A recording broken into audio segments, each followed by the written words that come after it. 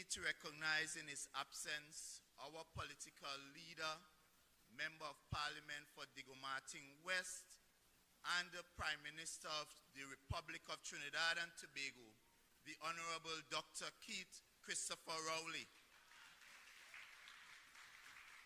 Our own political leader, the People's National Movement Tobago Council, Mr. Ancil Dennis. Permit me to also recognize Member of Parliament for Tobago East, the Honorable Ayanna Webster Roy, and Member of Parliament Tobago West, the Honorable Shamfa Kujo. Also in our midst, we have with us our party General Secretary, Member of Parliament for La Hakita Talparo, the Honorable Mr. Mr. Tobago as well. Brothers and sisters, Party Executive Chairman, Mr. Larry Paul, members of the PNM family, good night. Brothers and sisters, I walked with a brown envelope, and this brown envelope, you know I just get plenty of envelopes, right? But this brown envelope have with me some information I want to share with you. Some of it we would have spoke about before, and some of it might just be new. But tonight, I want to start off with this famous quote that says, "The only thing necessary for evil to triumph in this world is when good men do nothing." Tobago, I'm saying to you tonight that notwithstanding all the madness taking place in the Tobago House of Assembly at this time, now is not the time to give up. Now is not the time to surrender. Now is not the time to lose hope. Rather, now is the time for us to stand up and be counted. Now is the time for us to say no to corruption. Now is the time for us to say no to the incompetence. Now is the time for you to join the fight with the People's National Movement. And let us save Tobago now. If any time Tobago right-thinking citizens stand in defense of decency in office and good governance, that time is now. Political vehicle, People's Movement. And I know, brothers and sisters, as we gather here, the focus within Trinidad and Tobago is with respect to this audio recording. But before there was ever an audio recording, infamously called Audio Gate, there was a campaign. And there's also a saying that the way a party campaigns is also the way a party will govern. And we are seeing that playing out true to form at this time. Because you would remember, just like I brought with me this brown envelope, you would remember the Chief Secretary current would have waved a brown envelope high and wide, near and far, claiming that he had in his possession incriminating evidence against, at the time, the then leader of the People's National Movement, Tobago Council. I simply want to ask the Chief Secretary tonight, as promised, if he has carried that brown envelope with those evidence to the police, and if so, let him tell us when, where, and to whom. Because you would recall that is one of the major lies told during the campaign that allowed him to ride into office. But the lies and the promise didn't stop there. As Minority Councillor Benoit would have mentioned, you recall the promise that no contract worker will be sent home. You don't have to worry. Your jobs are safe. Over 150 contract workers have been sent home under this Farley Chavez Augustine regime. You would remember the promise to the contractors. It doesn't matter how you got the work, where you got the work, when you get the work. We will honor all bills. You all hearing what is the cry now? Ask the contractors how many of them have been paid. And you're hearing about an audit and an audit and an audit. Every time this chief secretary is in trouble, he hides and runs behind an audit. An audit to which only this chief secretary seems to have. Nobody else have seen the audit. He came into the house. He read out some kind of incomplete document in September. When we asked him to show, the members asked him for a copy of the audit. He promised that he will leave a copy of the audit with the members. And up to today, September to now, no one have seen a copy of that audit. Brothers and sisters, I also want to put that audit in context. Because you see, while the chief secretary talks about the previous administration spending over about $200 million on about 80 projects, this administration has spent a total of $165 million on 4 projects. So compare that. $200 million on 80 projects benefiting hundreds and thousands of Tobagonians throughout the length and breadth of Tobago. You can see roads, you can see retaining walls in the communities. Tobago contractors using Tobago workers, using Tobago hardware, using Tobago material. 200 million, and the chief secretary seems to have a serious problem with this. And I'm saying, where there are questions to be answered, they must be answered. And where they are treated, they must be treated. But at the same time, you cannot be castigating the previous administration, but at the same time, you are spending over $165 million on 4 projects. And you know what? Not one Tobago contractor. So I want to start with project number 1, because you would recognize that this chief secretary has the propensity to lie to Tobagonians. And we started off by asking the chief secretary, what was the process for these projects? And we were told that they would have gathered about a bag of 40 contractors and then chose from those contractors, selected from those contractors, the contractors to do the projects. When we got to the house and we kept asking, they kept ducking and hiding until eventually we cornered them. And when they finally answered, they provided us with a list of only 6 contractors. 6. And out of the 6, they identified 1 contractor as window dressing.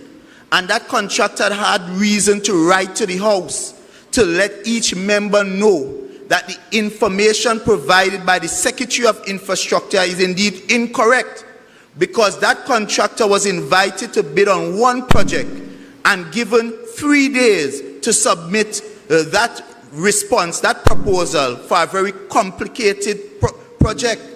So the contractor did not participate. So in fact, there were only 5 contractors who participated in a pool of $165 million, and all those contractors were from Trinidad. And we kept asking them, but how you found these contractors? Because they are nowhere in the list of contractors that are properly registered with the THA.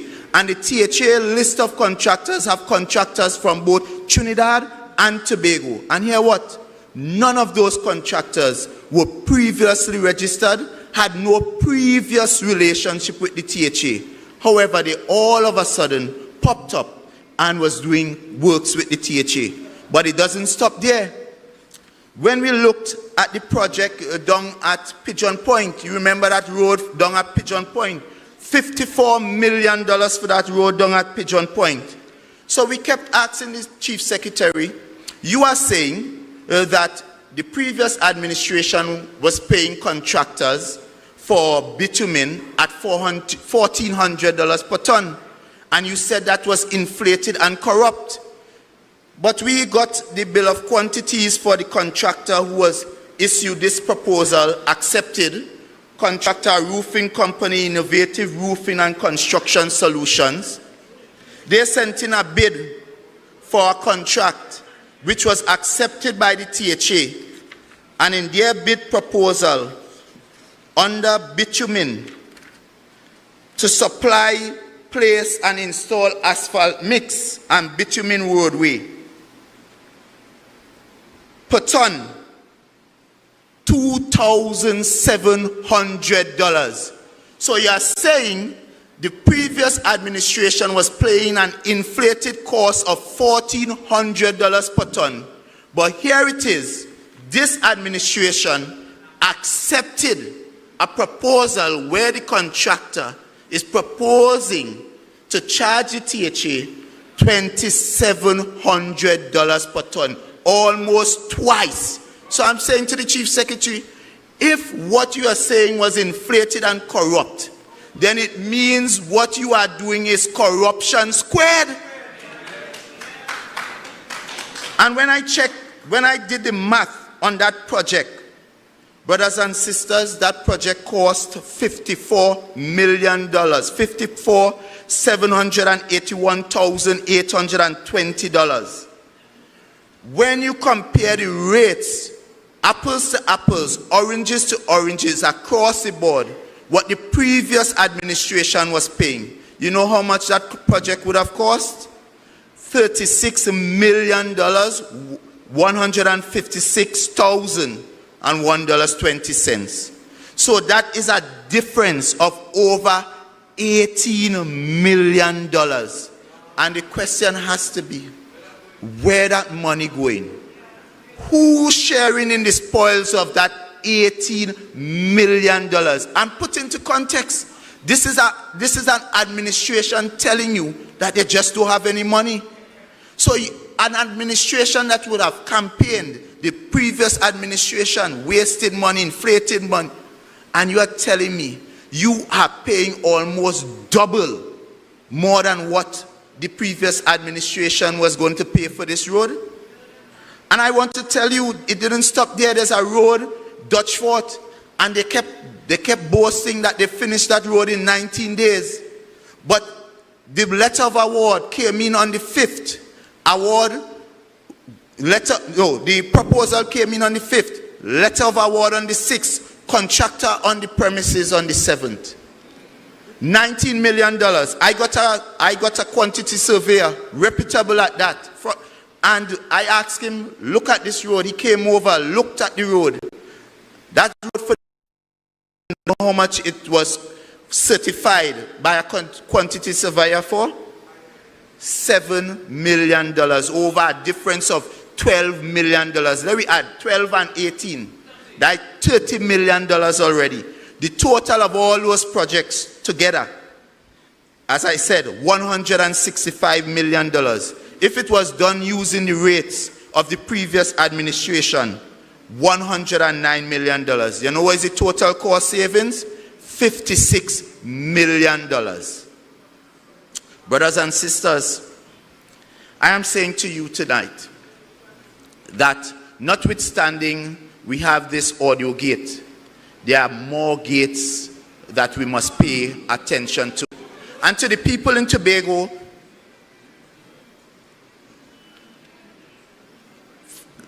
ladies and gentlemen, let us please stand to welcome our Honorable Prime Minister of the Republic of Trinidad and Tobago, the Honorable Dr. Christopher Rowley. To build back a country, we moving with Georgia. Come on, select. Tobago, are you ready? We rolling with the red army. Yo, for the love of your country. Thank you all so much and welcome to this meeting. Welcome our Prime Minister. Brothers and sisters, as I was saying to you all and reading to you, these are the current realities in Tobago. 4 roads, all being spirited away. And we must understand what is the cost, not just the cost of the roads, but the cost to us as Tobagonians.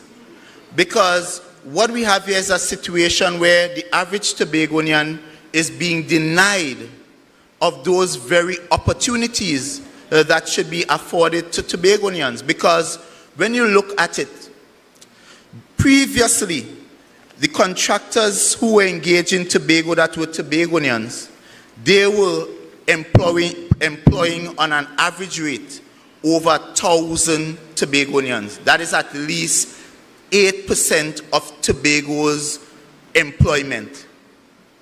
Now they are only able to employ about 97 Tobagonians. So that is about 966 Tobagonians on the breadline.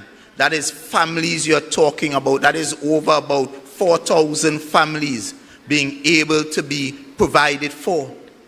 We are talking about the hardware. These contractors from Tobago, they were supporting the various hardwares in Tobago when they get the work. These contractors that are coming up, they are bringing up their materials, they are bringing up their equipment, and they are even bringing up their workers. So Mr. Trevor James spoke so eloquently when he was looking for Tobago voters, telling us about the economic deprivation of the Tobago economy when you utilize and services outside of Tobago. He coined it that you are building an economy elsewhere.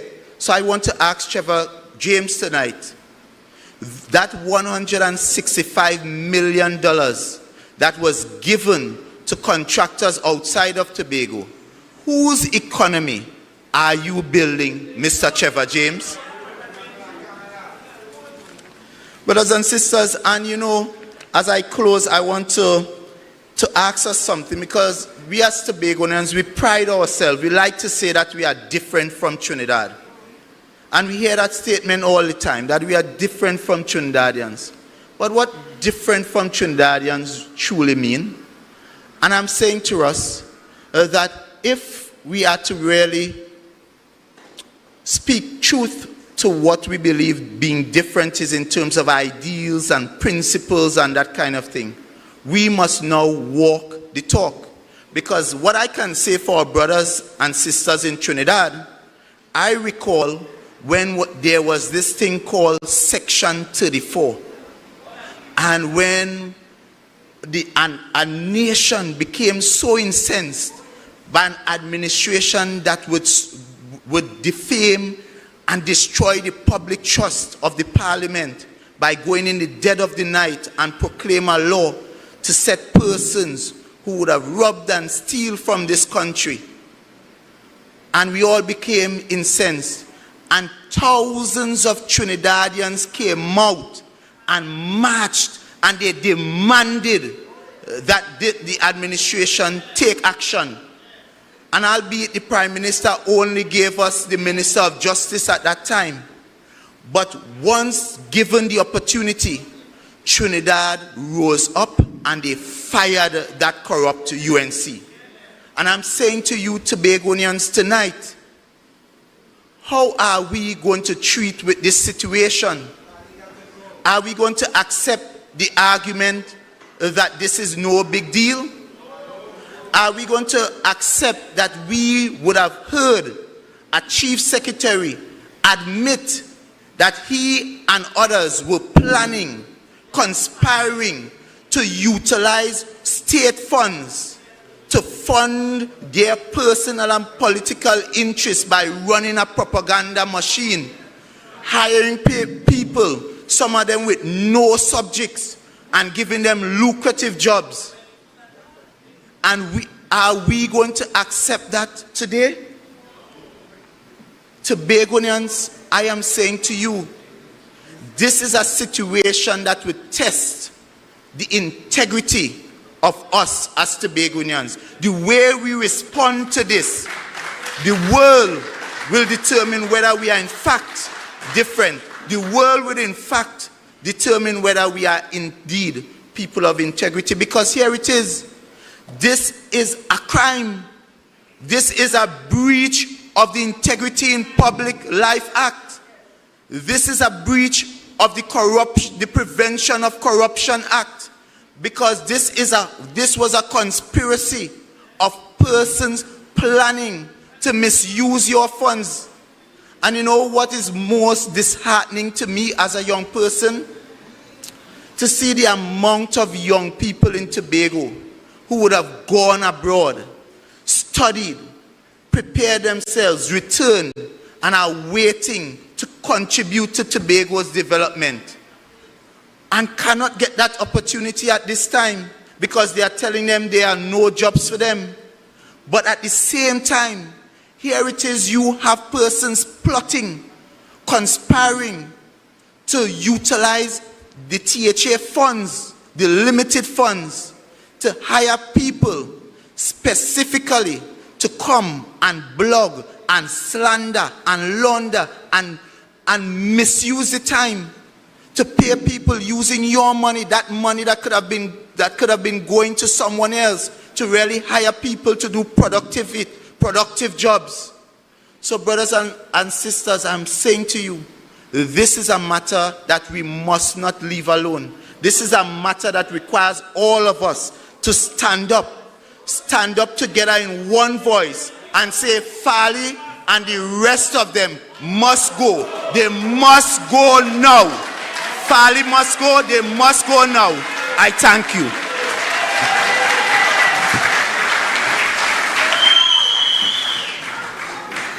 Brothers and sisters, let's hear it again for the Minority Leader of the Tobago House of Assembly.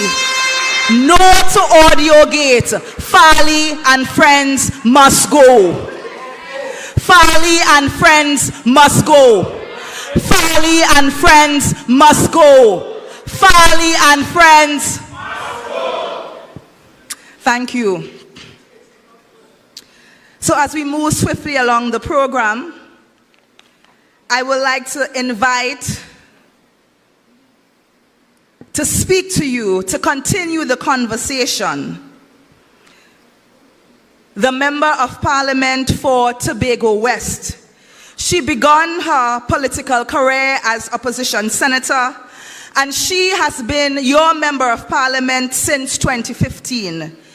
I am sure that we will recall her St. James speech. I think that is indelible in our minds. She has been right there with you. That has been her mantra. Ladies and gentlemen, brothers and sisters, put your hands together and welcome to the lectern the Member of Parliament for Tobago West and Minister of Sport and Community Development, MP Shampa Kojo. Shampa Kojo, PNM people, so you must put your X. We go vote in the West. Thank you, my dear friend and sister Petal Benoit. It's a real privilege to be here this evening. I want to recognize and salute the General, the Chief, or Honorable Prime Minister, Dr. Christopher Rowley. I want to salute also my sister in service, my friend, Mrs. Ayana Webster Roy, Member of Parliament for Tobago East. Our Minority Leader, the hardworking Kelvin Morris. He gets better and better every time, and we are indeed proud of him. And, of course, Ms. Petal Benoit, our councillor, who is his right hand, working hand in hand, delivering to the people of Tobago.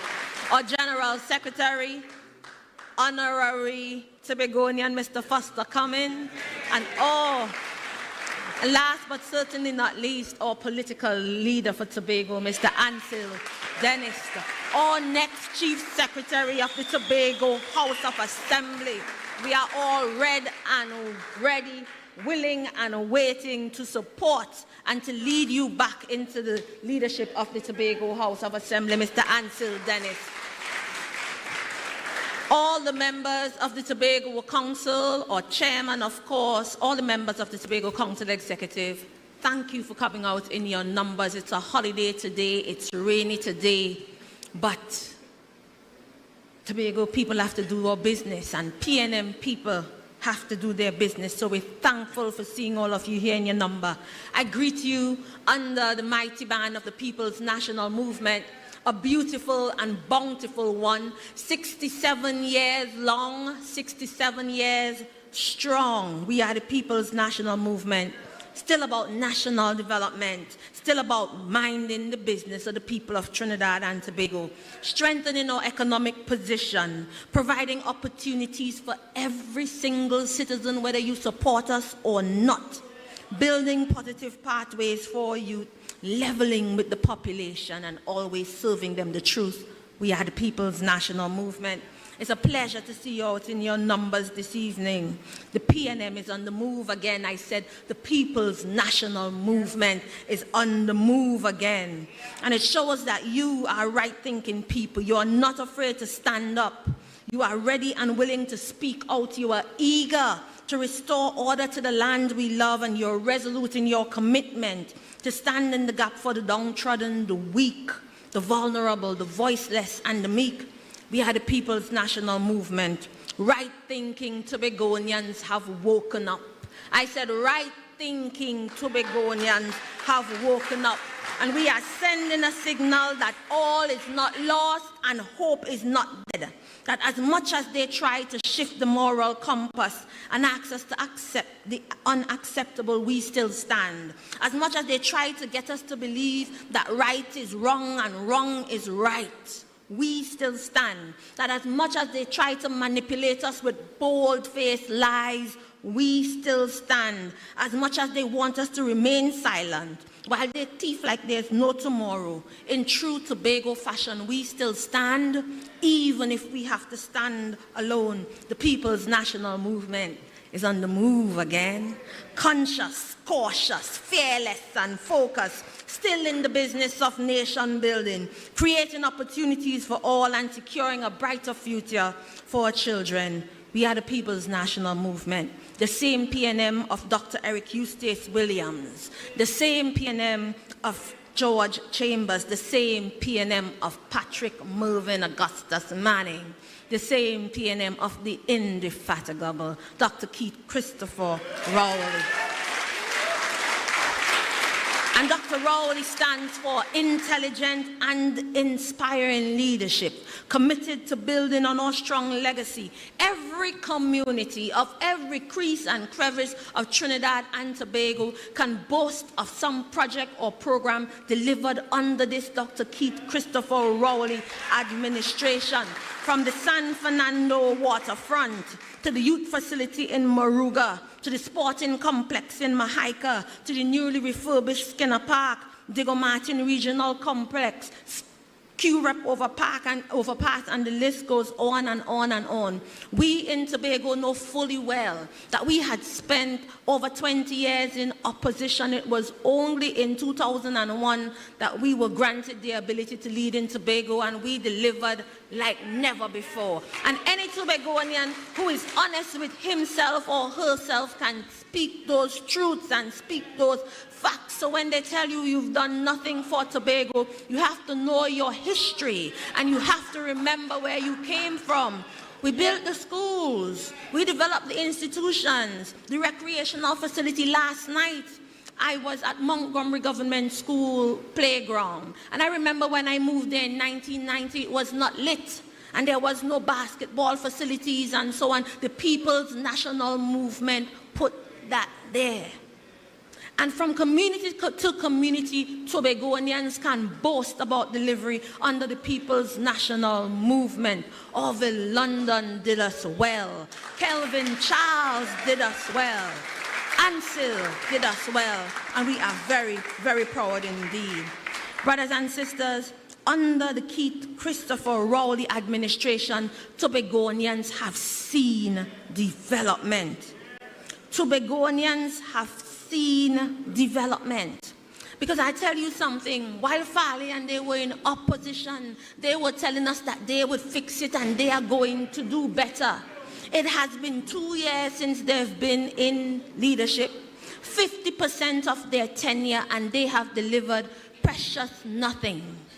Twiddling their thumbs, wreaking havoc and stirring up confusion, from wet toll gate to audio gate. That's what Tobagonians have become popular for, brothers and sisters. We did not sign up for that. We did not sign up for that. And when we question them about their delivery, they try to harbor hate and try to cause confusion with central government to say that we are standing in the way of Tobago's development.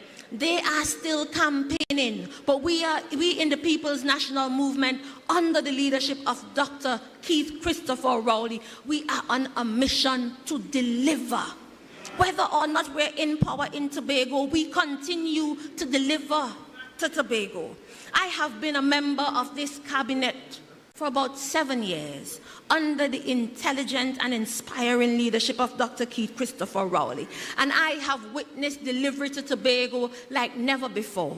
We have 2 spanking new fast ferries, not rented, not leased, purchased and owned by the people of Trinidad and Tobago. Brothers and sisters, those boats cost us over $1 billion, and you would recall when we were procuring those boats, they were standing in the way. The UNC was saying that is too much money being spent on Tobago, but we made the hard decisions and took the necessary action and did what we have to do to deliver to you Tobagonians. Don't forget. Brothers and sisters, we speak about, under this Keith Christopher Rowley administration, a promise that was made over 30 years ago. And administration after administration promised us to refurbish the airport. It is under this Dr. Keith Christopher Rowley administration that he went through and decided to deliver. And without the support of the UNC and all the naysayers, and as much as they try to protest and stand in the way, Dr. Keith Christopher Rowley pushed on through. A Tobagonian Prime Minister for the people of Tobago made a promise and delivered on that promise. Faced the odds, had to stand in the parliament several times to defend a $2.1 billion spend on the airport for us in Tobago. How dare we say that Dr. Keith Christopher Rowley has not delivered? Promises made year after year, administration after administration. He has stepped up to the plate and delivered without fanfare, without the plaudits of people. He put his shoulder to the wheel and delivered. That is leadership, brothers and sisters. That is man, brothers and sisters. That is Tobagonian. You know, interestingly, you hear Valley and friends in bed with the UNC, opposing everything. That's the same UNC that opposed the delivery of this airport project, and they say they love Tobago. That's the same UNC that opposed the delivery of the ferries, and they say they love Tobago. Brothers and sisters, we are on a mission in the People's National Movement, delivering to the people of Tobago.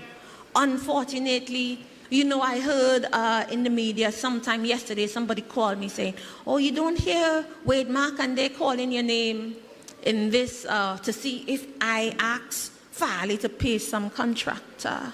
I say, since when Wade Mark and the UNC take up Farley and them fight all of them in bed together, and what the UNC give them to rub their eat? And I said to the reporter who called me to ask me, I said, I have never done such a thing. And if Farley know that his story is true, then he would call names And if you have evidence and information, take it to the police. Here you are with an opportunity to defend yourself and your reputation, and you try to tarnish other people's reputation, proving yourself to be a liar, a coward, and a punk.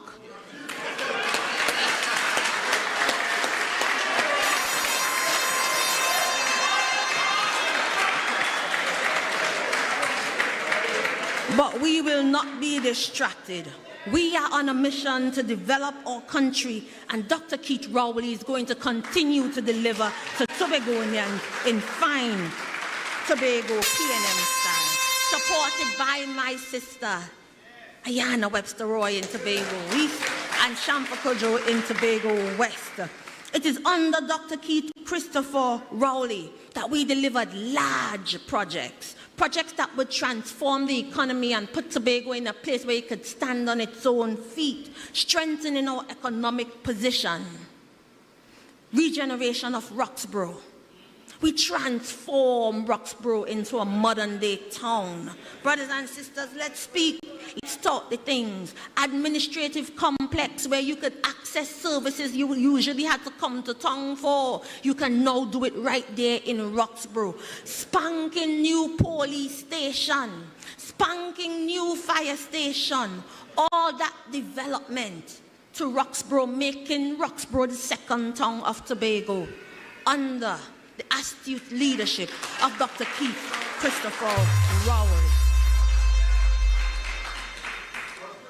We also delivered the hospital. Thank you very much, Mr. Archer. We also delivered the Shervan police station, spanking new. They want to pretend they forget. Under WASA, we desilted the Hillsborough Dam, $64 million. The Hillsborough Dam was built in 1952, and I remember being a little girl in Mason Hall Government School. That's over 30 years ago, brothers and sisters, and the promise was made to desilt the Hillsborough Dam. And it took this, Dr. Keith Christopher Rowley, a Tobagonian himself, our Prime Minister, to deliver on the promises made many, many years ago.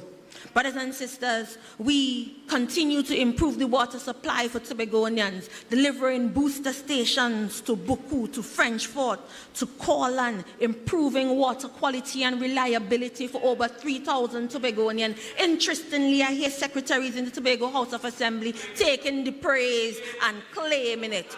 Where were you? We invite you. You don't even have the audacity to show up to represent your people. But that's the work of this people's national movement under the intelligent and inspiring leadership of no other than Dr. the Honorable Keith Christopher Rowley. It is under Dr. Rowley that I witnessed, Ayana and I, we went down to Cove and improved the capacity by 20 megawatts, $132 million spent, improving our capacity from 64 megawatts to 84 megawatts to provide service for economic activity. Economic activity now existing and economic activity to come. Preparing Tobago not only for now but for the future, to the point when electricity cut off in Trinidad, Tobago providing to Trinidad. That's under the intelligent leadership of Dr. Keith Christopher Rowley. We went into Pigot Straits in Camby and provided lights to those people for the first time in their existence. That's the work of Dr. Keith Christopher Rowley. And we continue to do our work. Just last week, just a couple weeks ago, we came over here with Mr. Marvin Gonzalez, Minister of Public Utilities, and launched the pipe-laying project. Yes, improving capacity for the people of Signal Hill, Lambo, and Lowlands.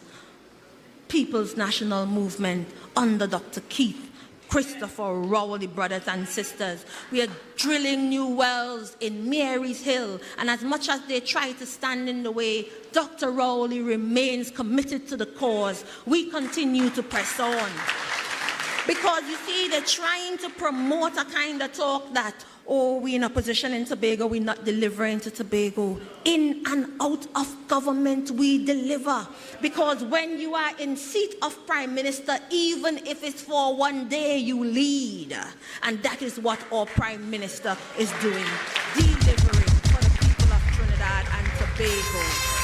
It is this Prime Minister, you know, brothers and sisters, I moved home from the US, from going to college in the US in about 2008, 2009, and I remember at that time Mr. Orville London was crying out for sandals, that would provide a boost to the Tobago economy. It is Dr. Keith Christopher Rowley who went to the end of the earth to bring sandals here, and to sit and to consult with the people and to showcase what they have to offer to Tobagonians, to generate economic activity, to provide opportunities for young entrepreneurs. As much as we argue about unemployment and too many people hired by the Tobago House of Assembly, Sandals was providing training and taking up your produce to utilize in their tourism industry.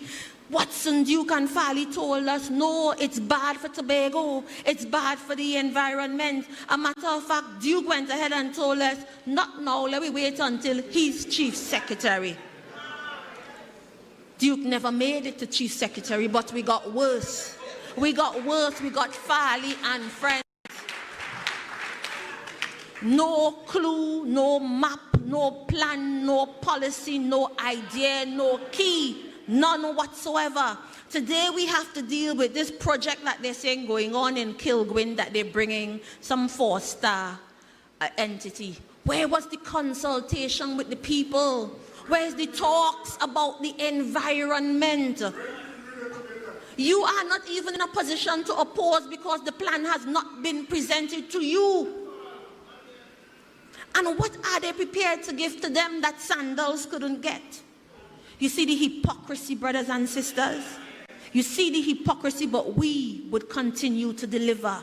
So it's in that good vein that Dr. Keith Rowley sought out to bring the Marriott at Rocky Point. They tried to stand in the way of the Rocky Point project also. So once it's not done by them, they don't want a part of it. We are the People's National Movement, and we continue to do our work. Interestingly, when Farley went to ITB in Germany, the tourism conference, it was all projects. He made boast about the airport, about the ferry, about the Marriott. That's the work of Dr. Keith Christopher Rowley under the People's National Movement. So, brothers and sisters, even the marina at Cove, they don't want that. They now say they have a new idea to build one in Kilgwin.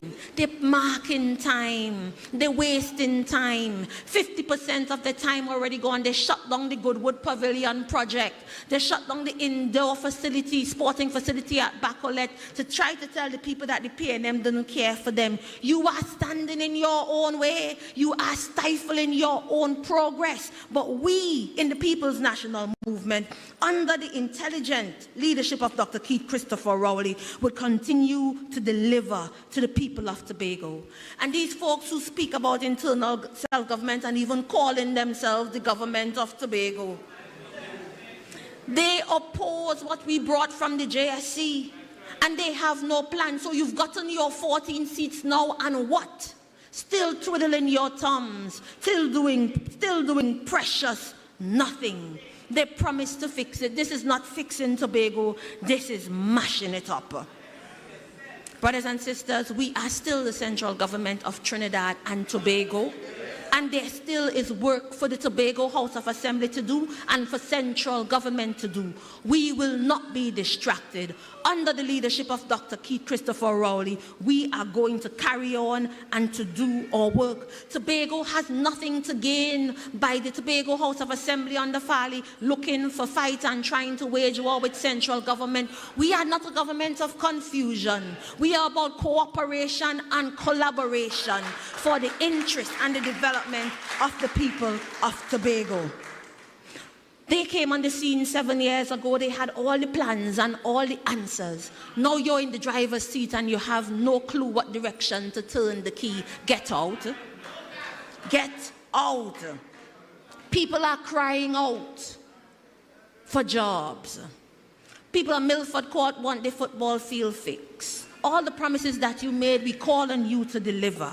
We in the PNM, we continue to advance the business of this country. It's going to take you, brothers and sisters. It's going to take me, it's going to take the PNM to reignite some type of order, some type of normalcy. We stand here red and ready, willing and waiting the people's national movement. The PNM, brothers and sisters, is on the move again. This fight transcends political party. It's about dignity, it's about self-worth, strength, resilience, morals and values and principles. It's about everything sacred and sacrosanct to us. It's about what is near and dear and what truly makes us Tobagonians. This is a clarion call. Your silence would not protect you, and your inaction will not set you free. We all must feel some sense of responsibility to stand up, to speak out, and to do our solemn duty for the love of Tobago and for the love of our country. The people's national movement is on the move again, not for the plaudits of people, but for the love of our country and our children. We shall not cower to our own demise, brothers and sisters. Get up and work. The revolution would not be televised. I say the revolution will not be televised.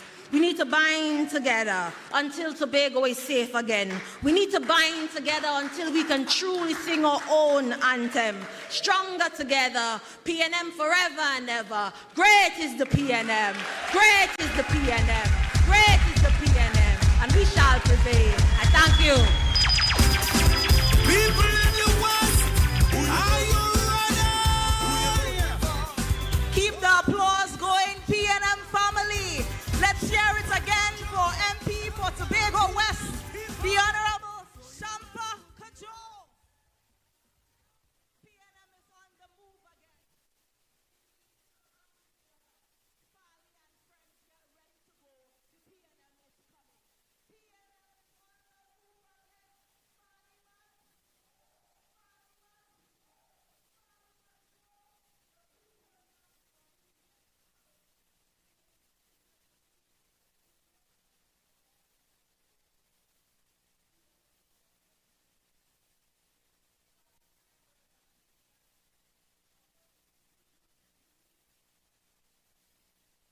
PNM is on the move again. I want to introduce to you, and Brother Pali, we are asking you to stand aside. The PNM is coming, and the person who will replace you is none other than our very own political leader of the Tobago Council of the People's National Movement, former Chief Secretary, Ancil Dennis. He is a charismatic leader, motivational speaker, former youth pastor, talented musician and cricketer, former Chief Secretary of the Tobago House of Assembly, and your political leader of the Tobago Council of the People's National Movement, the person who will replace Farley Chavez Augustine. Put your hands together and welcome our next Chief Secretary, Mr. Ancil Dennis.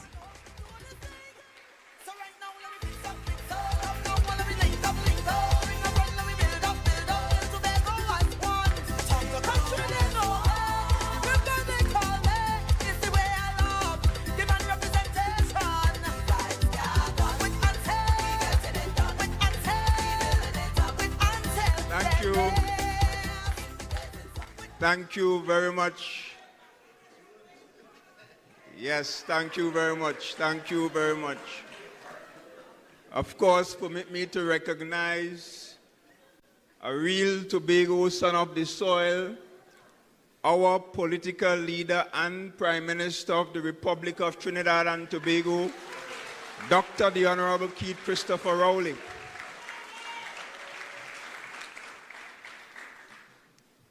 Of course, our Member of Parliament for Tobago West, Minister Shamfa Kajo,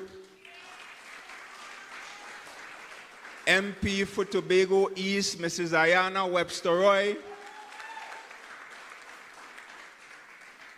our strong and vibrant Minority Leader, Assemblyman Kelvin Morris,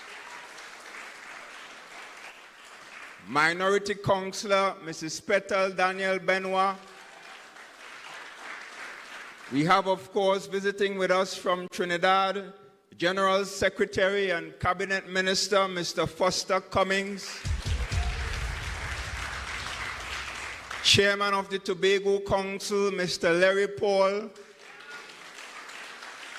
other members of the Tobago Council Executive, and I'm seeing as well some former assemblymen and former THA colleagues of mine, Mrs. Marcelin Melville Jack, Mrs. Nadine Stewart Phillips, Mr. Joel Jack, and even some from the Orville, London era, Mr. Godwin Adams, Mr. Gary Melville, and Miss Cynthia Alfred. It is indeed a pleasure to see all of you here. And last but not least, the Red Army, loyal supporters of the People's National Movement.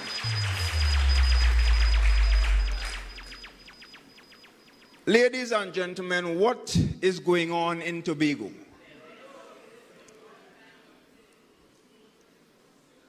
About a month ago, all of us, not just in Tobago, in this country, woke up to a very shocking audio recording in circulation. And I must be honest with you and tell you that initially I had my doubts, because I said to myself, this cannot be the voice of our Chief Secretary, and this cannot be the voice of the Secretary of Education discussing and planning what all of us heard in that audio recording. And therefore, I awaited a response, and I'm sure all of Tobago and the entire country sat anxiously for 24 days awaiting a response. And I listened to it over and over and over. I tried to detect whether or not it was some kind of AI business, or whether or not some talented individual put some voice recordings over a period of time together. I even did some research of my own, until eventually I was convinced for myself that this recording had to be genuine. And therefore we waited for 24 days for this Chief Secretary and for this administration to tell us or give us some kind of explanation of what we were hearing, that shocking and appalling audio recording. And you know what they did after 24 days? After 24 days of hiding, ducking public engagements, sending the Deputy Chief Secretary to attend on his behalf, ducking Liz Williams, passing reporters straight, ducking their own constituents and the people of Tobago who voted for them. You know what they did after 24 days? They kept a funeral.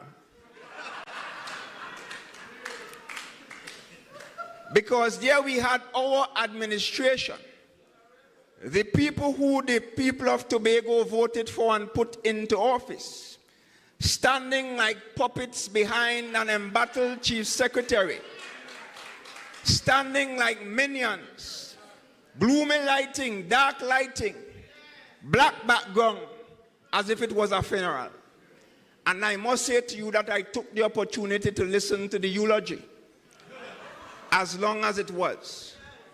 And after 24 days of silence, our Chief Secretary, aided and abetted by his puppets and minions, came and attacked Tobagonians, attacked Tobago businessmen, attacked a young Tobago woman, attacked members of the cabinet. He attacked every single individual. He did everything except explain to the people of Tobago the audio recording. And of course, those individuals will respond, but I want to respond to particular aspects of the eulogy. And I want to ask the director to run a clip for me, please. because they very well know the nature of these conversations. And there are two reasons.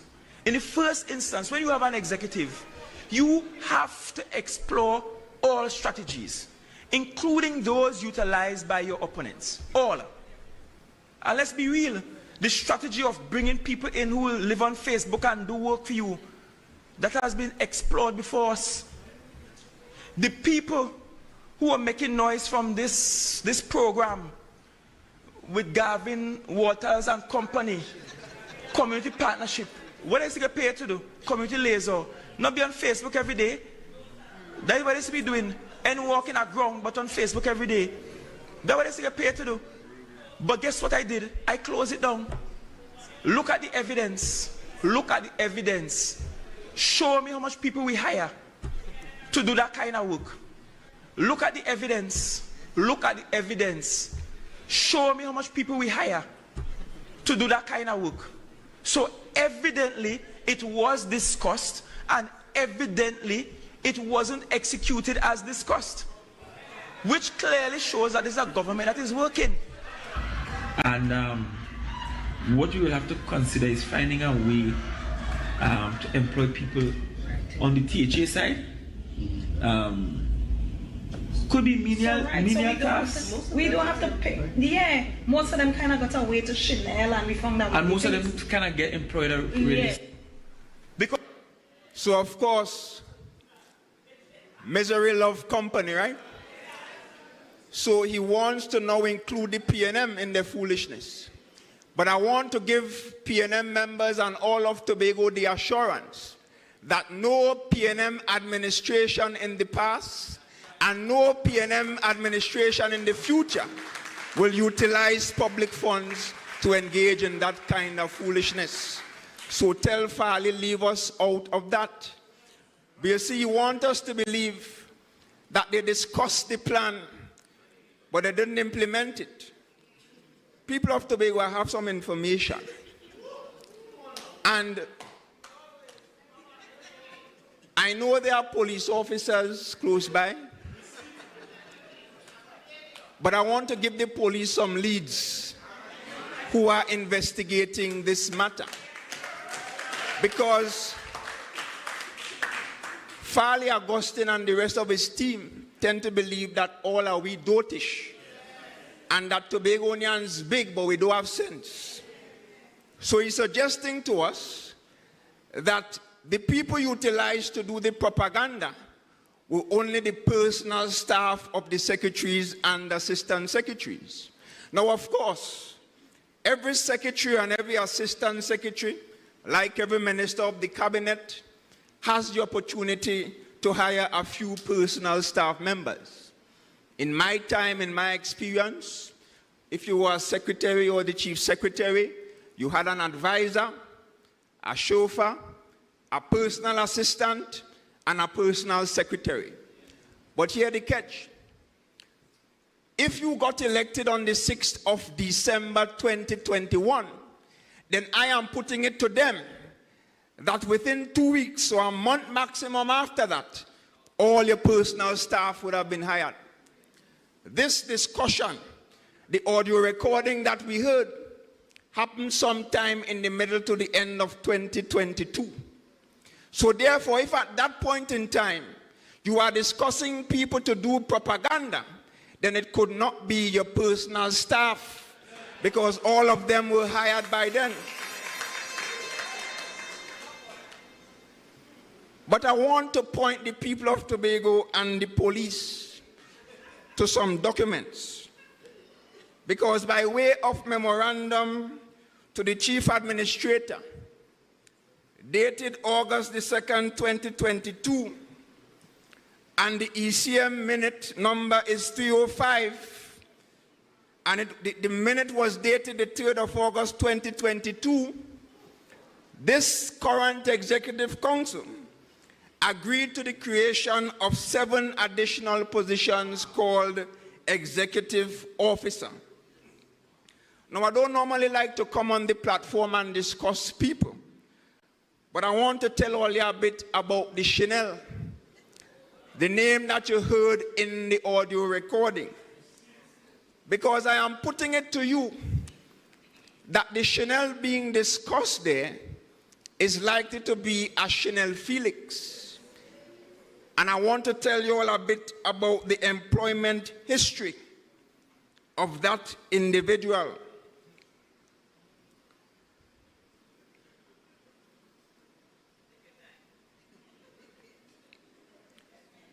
This individual started on short term in the Division of Education, May 2022.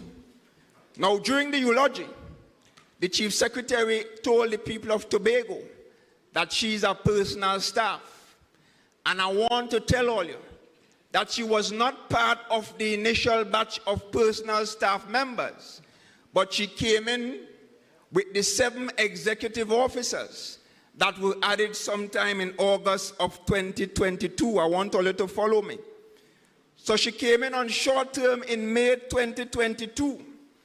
And then by November the 2nd, 2022, her employment was approved. But not only was it approved, it was backdated. Because the date of the contract, although the employment was approved on November the 2nd, 2022, she was given a 3-year contract from the 13th of July 2022 to the 12th of July 2025.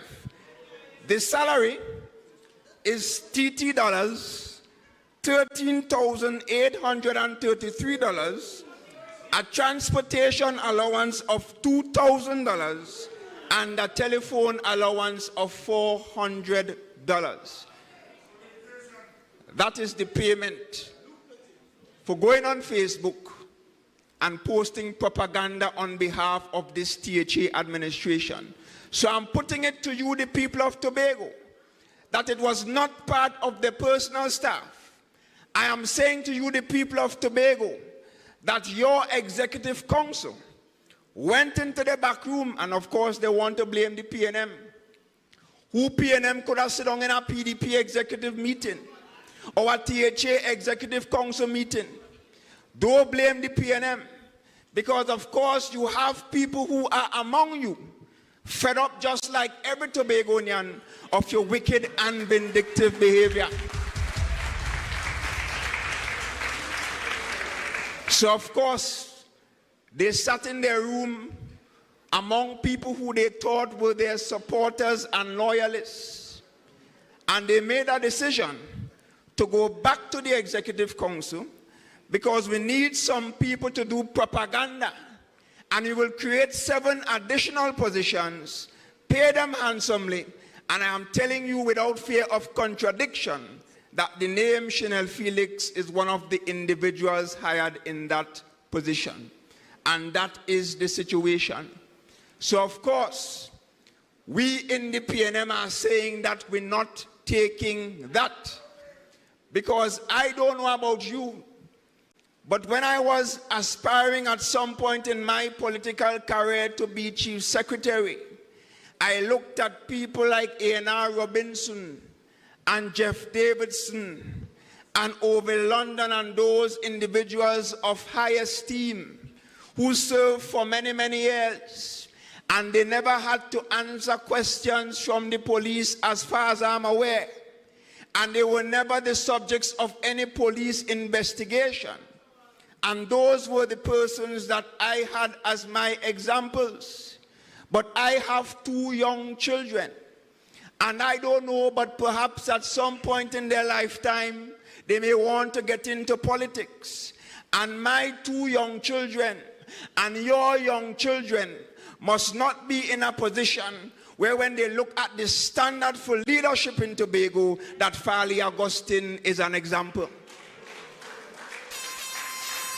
So I am putting the PNM Tobago membership on notice. We are not prepared to sit by and allow a criminal chief secretary who is under police investigation and supported by an administration. And I want to tell all you something about those other individuals, because you see him back half to bus to go and stand up behind, well, let me rewind a little bit. Liz asking your questions, And these are people who always talk to Liz. They used to call Liz for interviews and all, even when she didn't want none from them.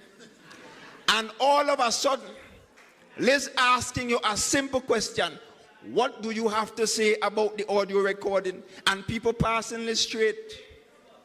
No response to Liz. No response to the people of Tobago by extension, because they expect that they could stay silent and we in Tobago will just lie down and take it. Well, let me put you all on notice. We in the PNM are saying that we are not prepared to accept a situation where the highest level of leadership on the island of Tobago are the subjects of police investigation. And we are saying that as long as they continue to be on investigation, and let me put it differently, whether they are charged or not, we are saying that in the court of public opinion, based on what all of us heard in that recording, they do not deserve to continue to be in office and in positions of power and leadership. And therefore, they must go. Give me the documents. Documents.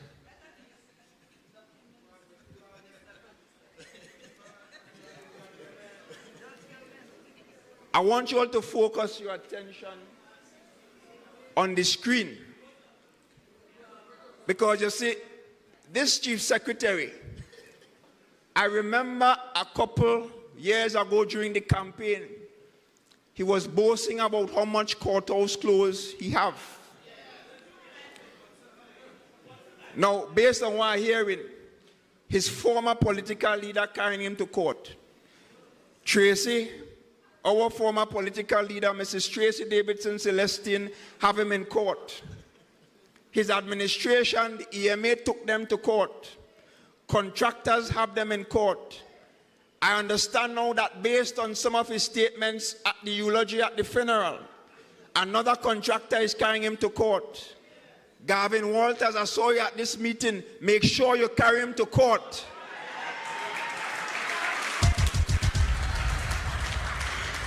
Because he was, during the eulogy, accusing Gavin Walters, a man of integrity, of sitting down on Facebook and drawing money under false pretense, defrauding the taxpayers of the Tobago House of Assembly or of the Tobago space. And I'm saying that is a serious allegation. And I'm saying to Gavin Walters, do not leave that unnoticed. So of course, I hope this chief secretary have a whole closet of courthouse clothes based on what I'm seeing. But during my research, in looking into the same Chanel, because I asked myself, who is this Chanel they're talking about in the audio recording? And I came up on these documents. Bring up the documents. Now what you are seeing, ladies and gentlemen, are courthouse documents. You see the difference with the PNM? We don't come and wave paper and make all kinds of foolish threats. We show you the documents.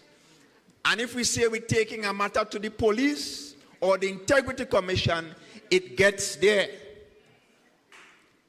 So here we have this document, as you would see to the top of it, the Republic of Trinidad and Tobago, in the High Court of Justice, claim number CV 2021-02681, and this is a matter, the claimant is Chanel Felix. I believe that to be the same Chanel Felix that I just spoke about, and the defendant in this matter is Farley Augustine. The document you're seeing there is a judgment summons, and I want to explain to you what a judgment summons is. Because of course, when anybody carry you to court or they file a claim, you will be asked to respond to it. And on August 15, 2022, Farley Augustine was taken to court by Miss Felix. And the same Felix apparently.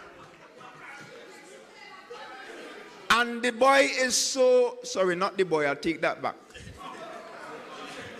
The chief secretary is so irresponsible. He didn't bother to respond to it. So apparently Miss Felix, when it got to the point of December the 6th, 2022, decided that she will go and get a summons. And I want to read part of the summons. This is the Chief Secretary of the Tobago House of Assembly being spoken about. You are hereby summoned to appear personally at the High Court of Justice, Tower D, Waterfront Towers, Rising Road, Port of Spain, and they have the information there as blank. But the part that troubled me the most is where it says, you are coming to be examined on oath by the court, touching the means you have or have had since the date of the judgment, which I told you before was August the 15th, 2022, to pay the said sum, the stamp is over, in payment of which you have made default, and also to show cause why you should not be committed to prison for such default. I am reading from the judgment. And the amount of the judgment, it started off on August 15th as $42,632.04. And of course, statutory interest was added by the time we got to the summons date of an additional $660. That information that I was provided with clearly indicates to us that the same Chanel Felix had or have our chief secretary in court, in the courthouse. So the people of Tobago, clearly, we have a courthouse chief secretary.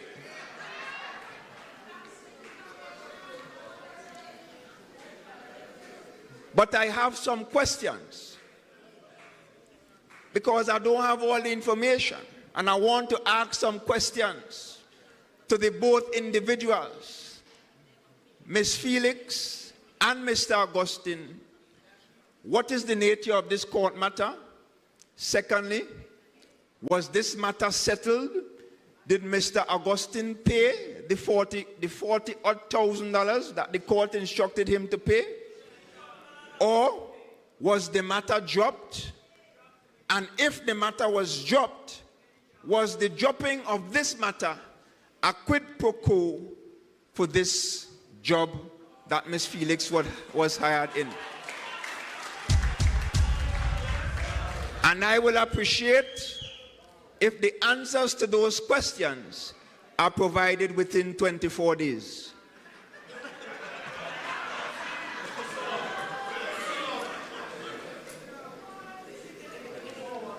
So they have made enemies with even their own people. You win an election 14-1. And imagine the PNM lost 14-1. And we are here still standing strong. But the party that won the election break up. Political leader, he and his political leader at war. His own supporters taking him to courthouse to get money owed. He made enemies with even the business people in Tobago, using an order to victimize contractors, refusing to pay them their money, refusing to even give them jobs on the guise of this audit. But I will talk more of that, I promise you, by next month around this time. I have some more information, but I can't tell you all at once. They have made enemies even with the public servants, victimizing public servants. As part of the eulogy, the Chief Secretary was even once again threatening the jobs of our public servants. They have made enemies even of people here in Tobago who they are expected to lead and govern. Over 200 persons who were employed in the Tobago House of Assembly fired. And I want to give all you a true story. When we decided that we were going to have this meeting, of course, we went through the usual procedures. We requested the facility through the facility coordinator. It was not booked, and we went through the process to book it. Lo and behold, I got a call today telling me that some short man who is a secretary and who was a pastor trying to prevent us from getting this facility. And I want to ask them, all you know how this bill?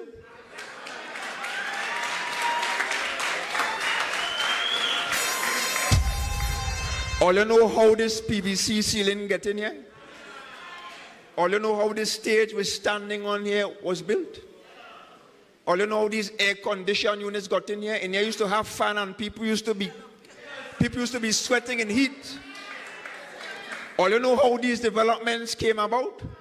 It was under the leadership of your PNM administration. And therefore you want to come to play you stopping a PNM meeting in a community facility. And of course, I am hearing that they're trying to now develop this new policy that community centers should not be used for political meetings. But guess what? Where did they have this botched process to choose the name for the political party? At the Shore Park Cultural Complex.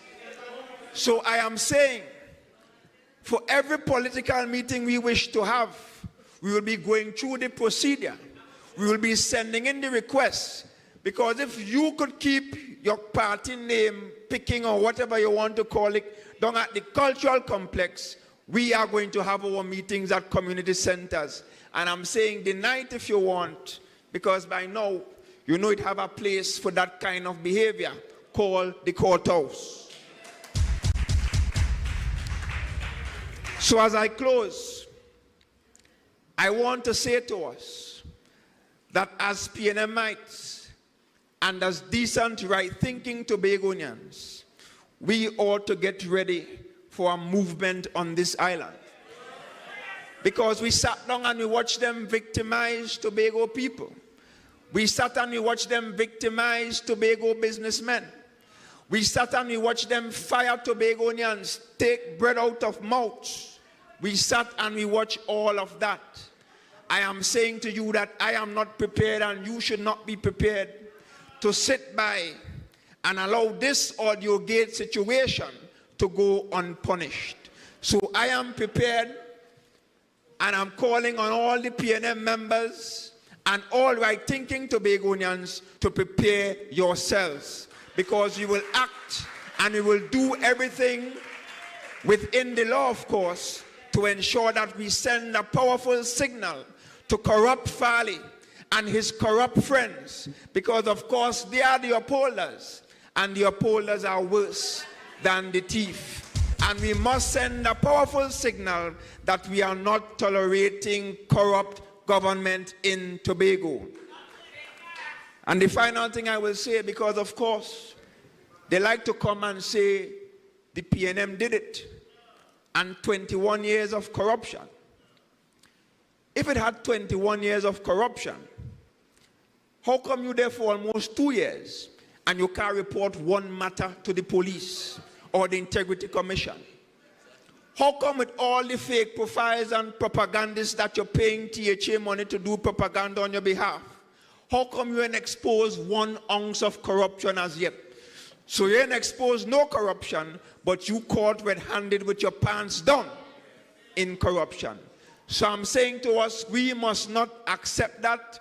We must get up, get our Gideon boots on, get our loudest voices, and make our way into Scarborough or into Roxborough or up to James Park or down to Crown Point, wherever the march is called, and we must ensure that we do right by the people of Tobago and for the people of Tobago in the future.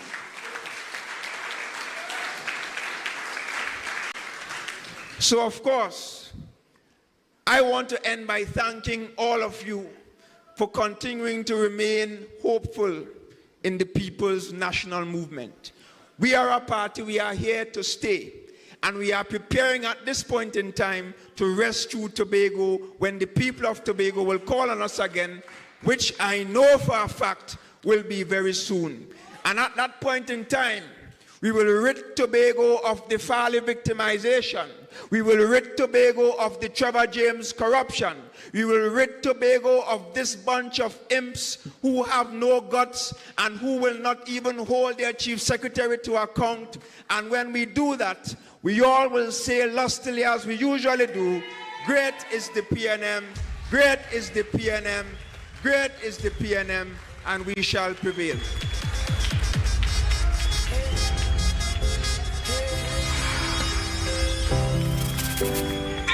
Come on, PNM family, we could do better than that. Are you ready for the movement?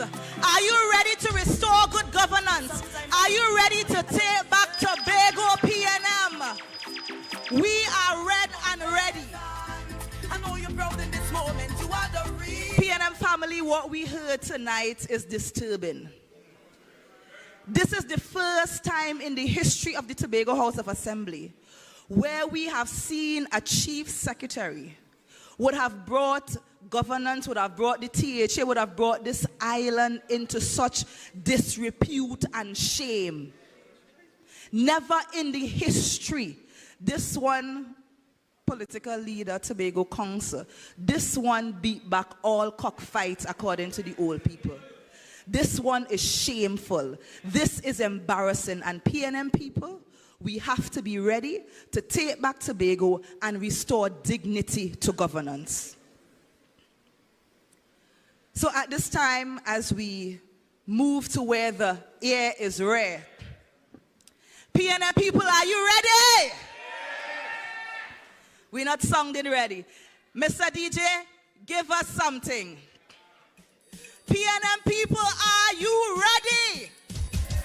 Are you ready to take back Tobago? Farley and friends, Farley and minions, your time has expired. Get ready to move aside because the PNM is coming. We are coming. At this time, brothers and sisters, I want to introduce our featured speaker for this evening. Please put your hands and welcome to the lectern our Member of Parliament for Tobago East, Mrs. Ayanna Webster Roy, Minister in the Office of the Prime Minister with responsibility for Tobago, Gender and Child Affairs. She is walking the highways and byways of her constituency. Put your hands together and welcome the Honorable Ayanna Webster Roy to introduce our featured speaker.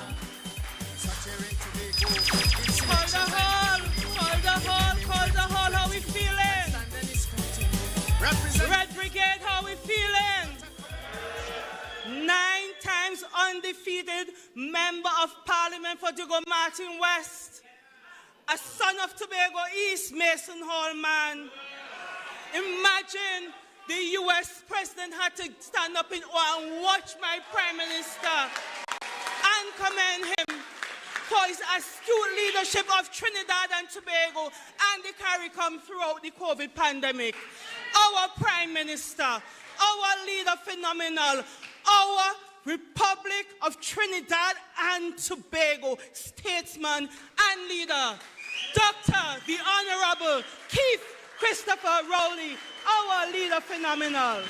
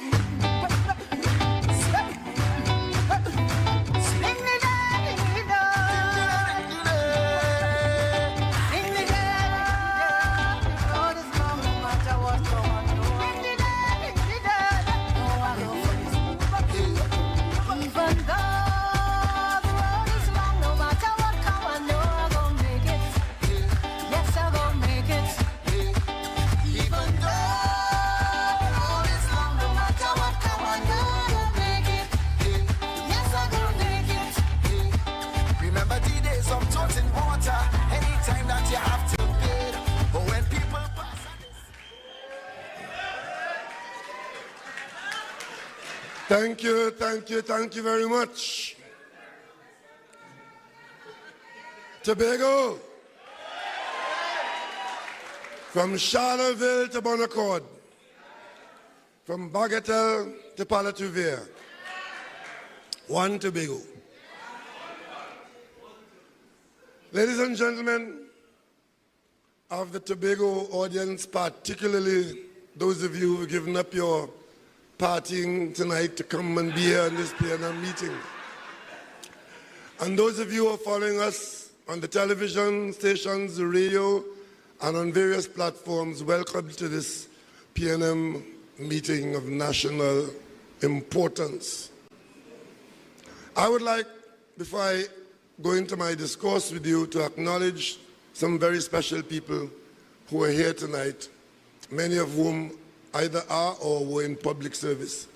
I have here with me tonight the General Secretary of the People's National Movement, Minister Foster Cummins. And on the platform here, I have your two Tobago representatives, the Member of Parliament for Tobago East, Mrs. Anna Webster Roy, who is a minister in the office of the Prime Minister, and the Member of Parliament for Tobago West, who is now carrying out her portfolio assignment of Minister of Sport. I also would like at this time to pay particular acknowledgement to the PNM Tobago leadership, the minority leader, who has been elected by the people of Spring Garden Whim. They didn't know they were electing the leader of Tobago in the assembly. But elections are important and voting is important. So on this occasion, the people of Spring Garden Whim gave us an outstanding young man.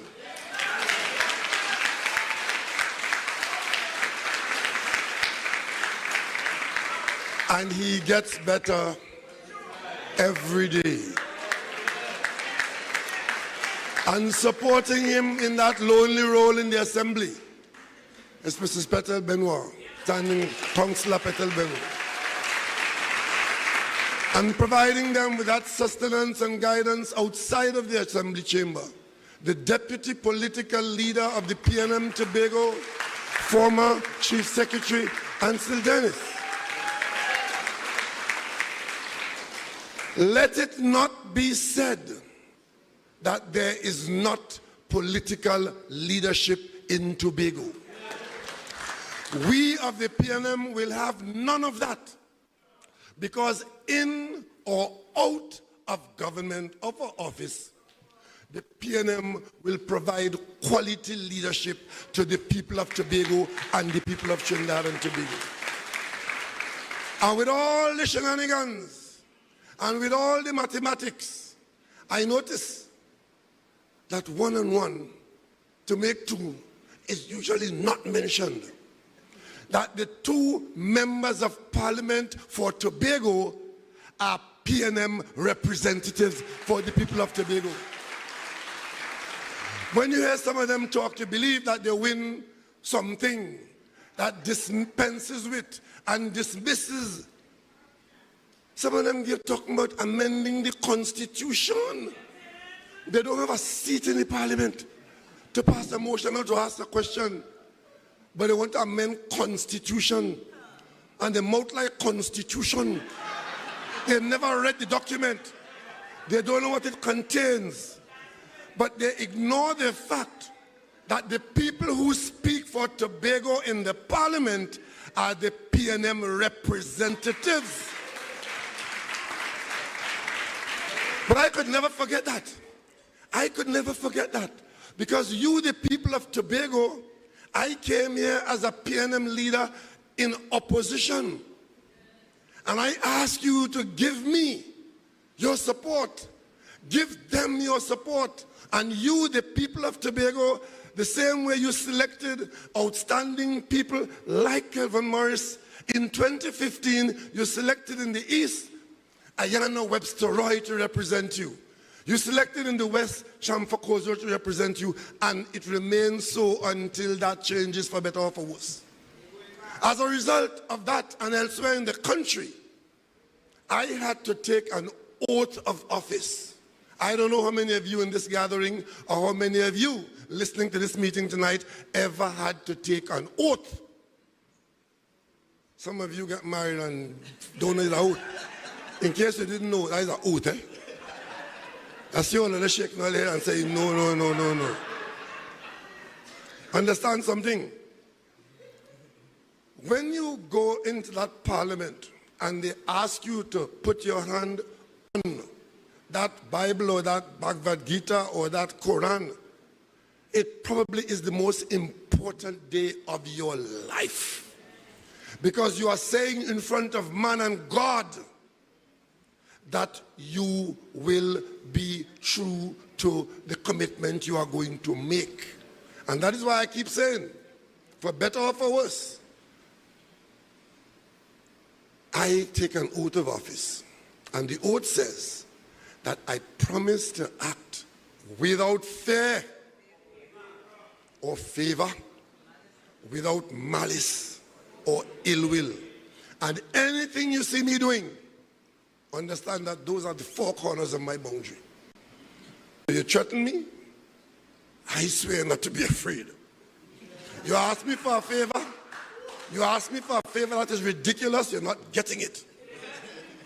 And of course, I will not harbor in my mind ill will against people for having disagreed with me or for having said things about me. I would respond if I have to, if I choose to.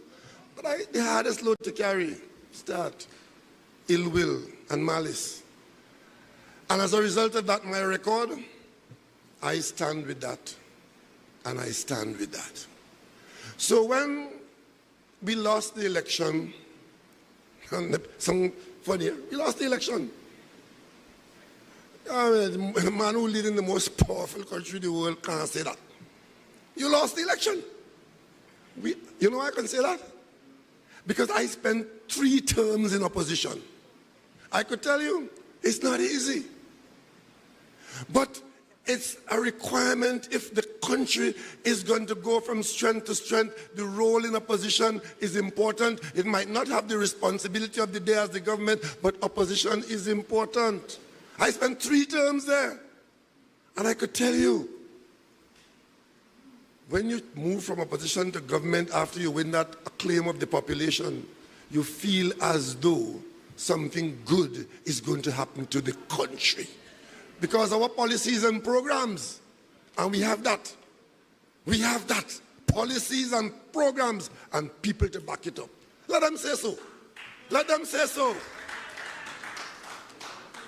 So when we come to Tobago in the election and offer you a new arrangement for the Tobago House of Assembly coming out of the parliament in a document that we are committed to go to the parliament and doing so and so, and you say you don't want it because they're following the UNC who opposed it in the parliament. I didn't argue. The 14-1, you know where I came from? William Mackenzie was my partner. How many times William Mackenzie was the lone person in the assembly? Until Orville London joined him and we worked our way back up that mountain to all 12 seats. So I want to tell all those prognosticators who believe that 14-1 means that the PNM victory in Tobago is an impossibility. No, it's next time. And the last election, with every passing day, the next one is a day nearer. And 4 years, don't count it in years, it's 48 months. 48 months. Months? Look, 1 month just passed. And you don't have a chief administrator. Would you believe that? You don't have a chief administrator. That is like the Prime Minister is in Trinidad, and he doesn't have a permanent secretary, and there's no cabinet secretary. Can I tell you something? With all the things the Prime Minister wants to do, if you don't have those officers in place, you can't do it. And you know, say God moves in mysterious ways, his wonders to perform. I didn't plan to have any meeting in Tobago tonight, you know. I planned to come to Tobago, like now, to go to Clarence's birthday party. That was why I came in here last night. That was the original plan. I was going to come to Tobago, and I was going to go to Clarence's birthday party tonight after going up to my house, which I did this morning. And I'm going to rush back out tomorrow morning because I have to go to Parliament tomorrow. Tomorrow is Prime Minister's question time, so I've got to be back in Parliament by midday. But in the meantime, I see Tobago business from which I have been warned off going from bad to worse. And of course, I have been on my best behavior and my oath of office from day one. And you know when I know I had to be involved in Tobago business? I went to the swearing in of the 14-1 people. I had one. That's me and I had one. They had 14 and others. But as I've done before, I know you start to count from one, and you start to count from one, and you start to count from one. I went to the swearing in, and something struck me as odd. I didn't know all the people who were elected, but I knew most of them. And as they got themselves sworn in, I realized the vast majority of these people who were supposed to be doing the work for the PNM administration in public service positions, they were the ones who were elected into the assembly, you know. So you know what that meant? When Joel and them up there think them in charge, these people who were below there undermining them to the bitter end and had political ambition. And when the election was called, the majority of them, I counted about 8 of them that I knew, and it might have more, who were in fact in a position to do the work that had to be done by the politician. But if your people under you, walking about and telling people nothing ain't going on and you ain't doing nothing, and they want your work and they want the seat, of course you'd lose 14-1. But then I understood something else. Most of them had absolutely no experience in nothing. All they're good at is bad-mouthing the PNM. There are some professional PNM haters in this Tobago, and I know them by name. Because the first time we were in the 11-1 position, I had friends, in fact, even 1 or 2 members of my family, 2 of them in particular, 2, telling me that PNM could never come back in Tobago. One of them even told me when I was campaigning here in Tobago, I said, boy, if I won vote, because my family, you know, blood, you know, if a 1 vote for you win and a for me when you lost. Boy, that hurt me to my core. Because so many strangers were campaigning for me and with me, and my own blood told me that. That's Tobago, I know that. But I know we're counting from 1, and we'll got to 12 eventually, and we're going to get to 15 one of these days. But I recognize them at that swearing in that they need help. Remember, I had come before in the 6-6. I called all 12 of them down to the Magdalena Hotel, and I gave them the benefit of my experience.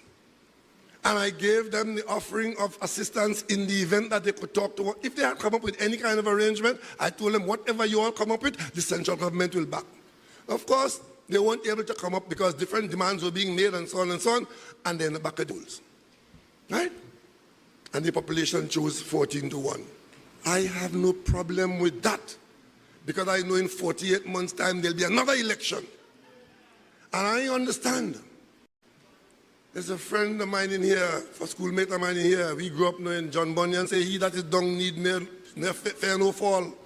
When you're dung, you only up you could go from there. And tonight you are demonstrating that the PNM is ready to go up anytime.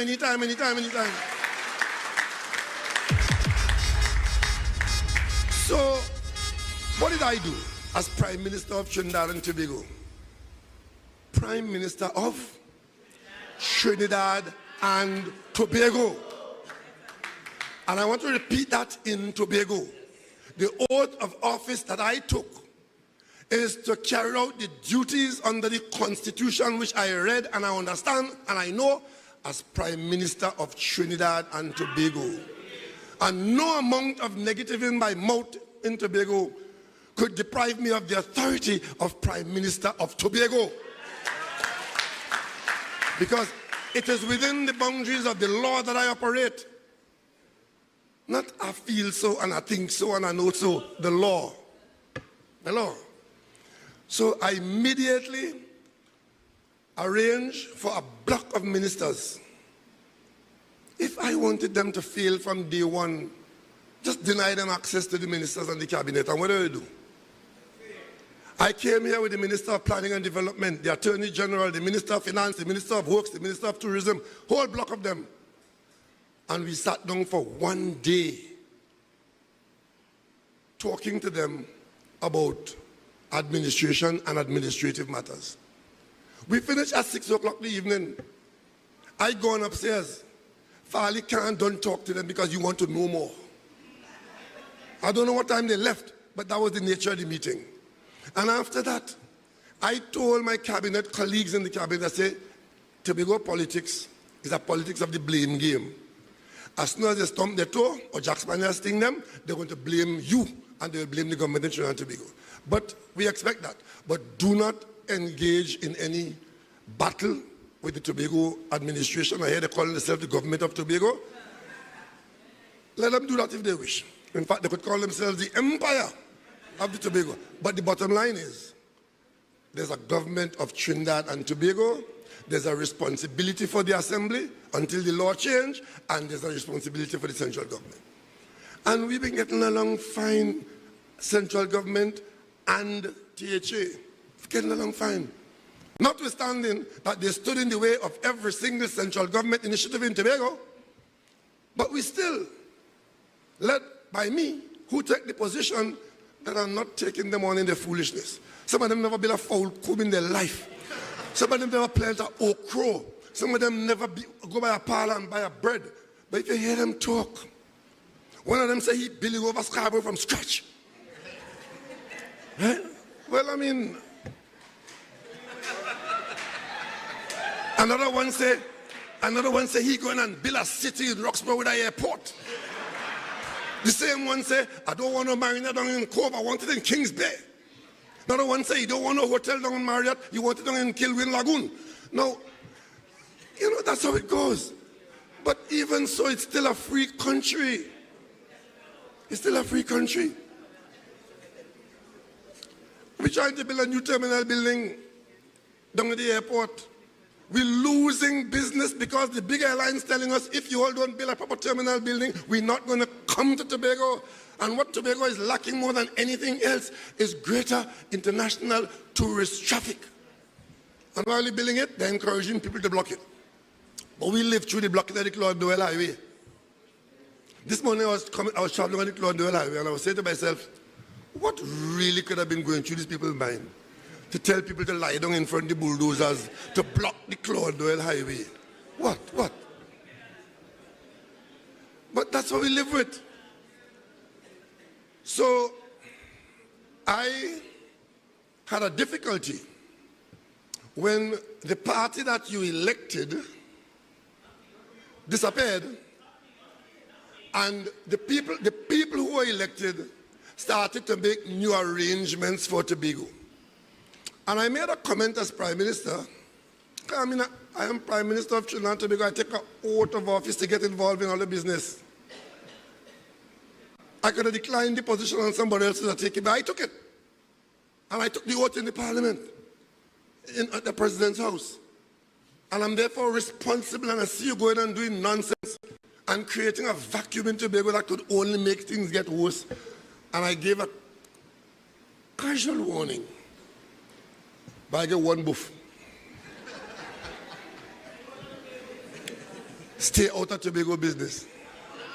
But I wasn't, I mean, I I was only in it within the law. I wasn't in it in any other way. So I take my buff and I put my tail between my legs. The next thing I hear, all I can find the chief secretary. Chief secretary missing. Now that concerns me because I am the Prime Minister of Trinidad and Tobago and I need to know what the chief secretary is. Anyway, you all may not know this, but I talk to the chief secretary quietly from time to time. And just before this mark bus, we spoke. Spoke for an hour and a half. But I didn't know it had bacchanal. I really noticed a kind of low tone, but I thought he was getting mellow. Me, I know his video coming out the next day. I said, oh.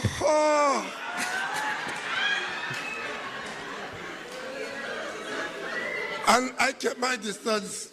I said, you got to show up sometime. Because if Liz can't find him, I can't find him. But he's going to show up. Well, he eventually showed up. And all of this I could take. But you know what I can't take? Let me tell you what I can't take. I can't take the lies. And I will not allow the Tobago House of Assembly to put lies on the record where the government and the law is concerned.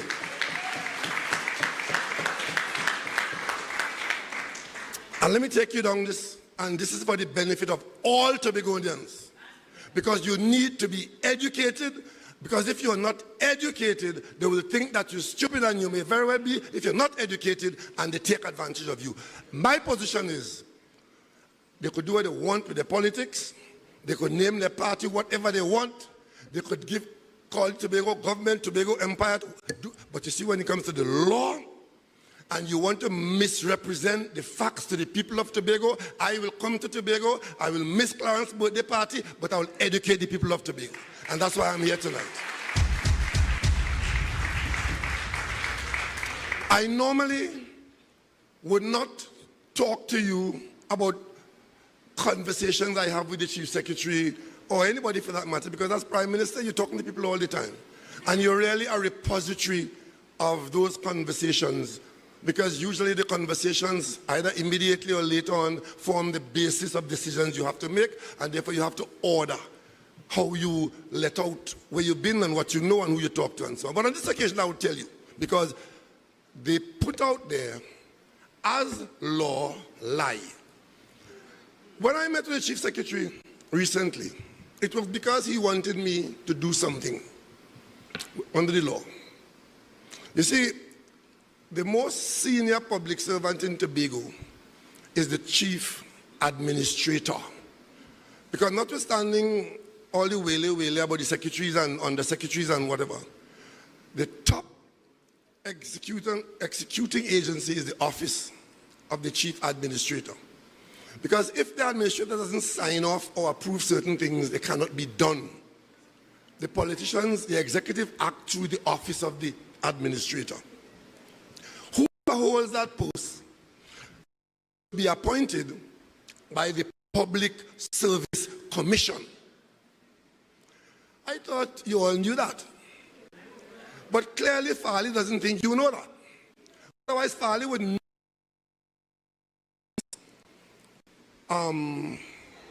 Certica.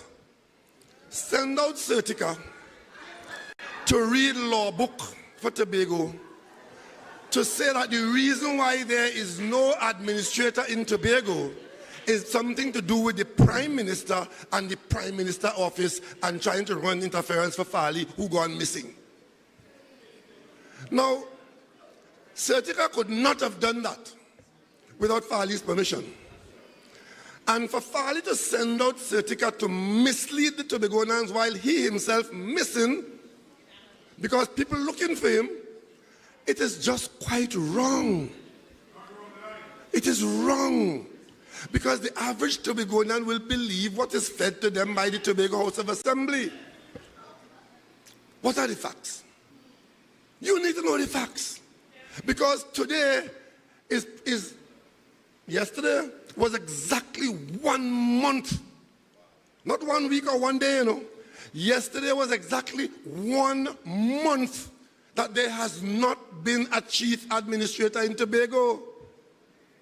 And the only thing that has happened in the context of that is that Farley sent out Certica with law book to quote law for you, to say how, and then to say is some plan to destabilize the assembly. Could anything destabilize the assembly more than the missing chief secretary? And we, at the level of the central government, I as Prime Minister and my government, my cabinet, we are supposed to take the blame for what they have done. Well, that is not going to happen. I'm going to call them out every time they lie and every time they break the law. What are the facts? The chief administrator is appointed by the Public Service Commission. And how does the Public Service Commission decide who they will settle on? But they can't appoint the person just so. Under the law, when they decide who was the next person in line, they have to send that to the Prime Minister, and the Prime Minister has to consult with the Chief Secretary, if you could find him. But I found him. And only if the Prime Minister signs off on a no objection can a person be appointed to that position. You think they ever told you that? Did they ever tell you that? So the chief administrator was leaving because she was due to go out because of retirement. There are 6 letters between the beginning of this, what has come to pass, and the 15th of June, which is 2 days ago. No, 4 days ago. Today's the 19th, right? The last letter came on the 15th, and I'll tell you about that. The first letter in dealing with the issue of a chief administrator, but let me just tell you something else, because I have to educate Tobagonians. There are 2 centers of authority in Tobago. One is the Tobago House of Assembly, and the most senior public servant there is the chief administrator. There's a small office in Tobago called Central Administrative Services Limited, CAST, that is under the office of the Prime Minister, and there's a permanent secretary there. But in the public service, those 2 positions are under the authority of the public service at about the same level. When it was time to deal with the vacancy that will arise by the chief administrator having to vacate the position because of retirement, something happened. On the 16th of November, 2022, and listen to these dates very carefully, because you have to leave here or wherever you are home, after this meeting you must be educated. On the 16th of November 2022, the office of the chief secretary, and Certica, I want you to listen to this. The office of the chief secretary, which is led by the administrator, the chief administrator wrote to the PS at CAST, wrote to the PS at the Prime Minister office. The chief administrator wrote to the PS at the Prime Minister's office for the PS at CAST to meet with some forensic auditor, and that letter was signed by the chief administrator, 16th of November 2022. On the 28th of November, a letter came from the PS, the administrator at CAS, to the PS at the office of the Prime Minister for guidance, and he requested legal assistance because he had to go, as requested, before this forensic auditor, who was somebody from outside the public service. On the 1st of December 2022, the PS in the office of the Prime Minister replied to the administrator at CAST in Tobago. No, only listen to me, I can't on this meeting. Let me go over it again. The chief administrator at THA wrote to the permanent secretary in the Prime Minister's office requesting that the administrator at CAST, the administrator at CAST, who's at PS rank, that person is to meet with a forensic auditor. That person on the 28th, right? That being the Prime Minister's office with a PS administrator there, he wrote the PS OPM in Port of Spain asking for guidance and for legal assistance. The PS there replied to him on the 1st of December 2022. There's another letter on the 17th of May, on the 17th of May, which happens to be the last day that the chief administrator is in office. The chief administrator wrote to the director of public administration, DPA, with a list of charges against the PS at CAS.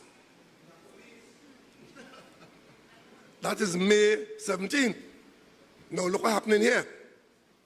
This administrator is leaving on the 17th. So from the morning of the 18th, there is nobody there. Right? But having written to the DPA saying that the person who is next in line from CAS is now on a suite of charges for allegations of misconduct, right? What the Public Service Commission had put in place before that letter from the Chief Administrator reached was an arrangement to have an administrator take up the job from the 18th of May. The Public Service Commission had put that arrangement in place. And how did they do that? They, using the public service law and the Constitution, they identified the person to step into the job on the 18th of May. And that person was so advised. However, that advice will go under the understanding that the Prime Minister will, up to this point, nothing had come to the Prime Minister personally, except for what I just told you about that to and fro in there between the allegations and CAS and the, because Yema told you it has to come from the Public Service Commission to the Prime Minister, and it's only if the Prime Minister doesn't object, that person picks up the job from the 18th, and Tobago has an administrator, and there's a smooth transition going forward. But when on the 17th, the Commission is told that this person is now under charges for misconduct, the Commission now has to hold the horses, pull it up, and stop what they had put in place to take place from the 18th of May. And remember, those letters and those things started where? Started in November from the office of the Chief Secretary. I was leaving the country on the 7th of May. And it was just as I was about to leave the compound, I was told about this development, that there was something happening in Tobago which could result in what is resulting, because the Public Service Commission could not now send that name to the Prime Minister, even though they had sent it and it got as far as the PS, because the public service letter arrived there about the same day as the administrator's letter. So Public Service Commission saying this gentleman is to take up from the 18th. Administrator saying this gentleman under allegations for misconduct. And then one more letter followed. A letter on the 15th. And I want to read that for you. Because you were listening to Certica reading thing for you. Let me read. You see the headline there? Those of you with good eyes. It says Public Service Commission. Right? That is the commission who will select a person who will go to the job. But before I read this, I met Fali. Fali came to see me. Because we under law, we are supposed to meet and talk. And we have been meeting and talking. The law requires that. The law says we must do that. And we've been doing that. Fali came to see me to ask me to give a no objection to a person of his choice. No problem. That is how we operate at this level of management in the country. He thought he had a good choice to recommend. He raised it with the Prime Minister. The Prime Minister is not a beast. I listened to him. I said to him, I have no objection to the person there. And if that is what you would want, I was prepared. I never knew his blackball the man here. Because they had to blackball that man for this one to come in. Fali came to see me. We talked for an hour and a half. And Fali never told me about those developments I just told you there.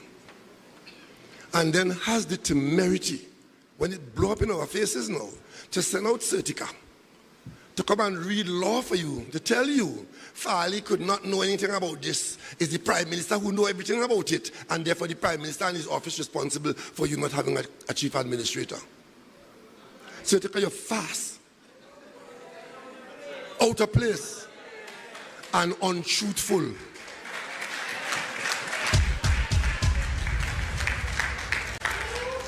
Because the administration has been working as it should, because the gentleman's name was coming to me for no objection. I could tell you all now, in case you all don't know, if that gentleman walks through that door there now, I don't know him. But if he's a public servant, and the Public Service Commission puts his name as the next person in line, and I have nothing to say no about, there's no objection.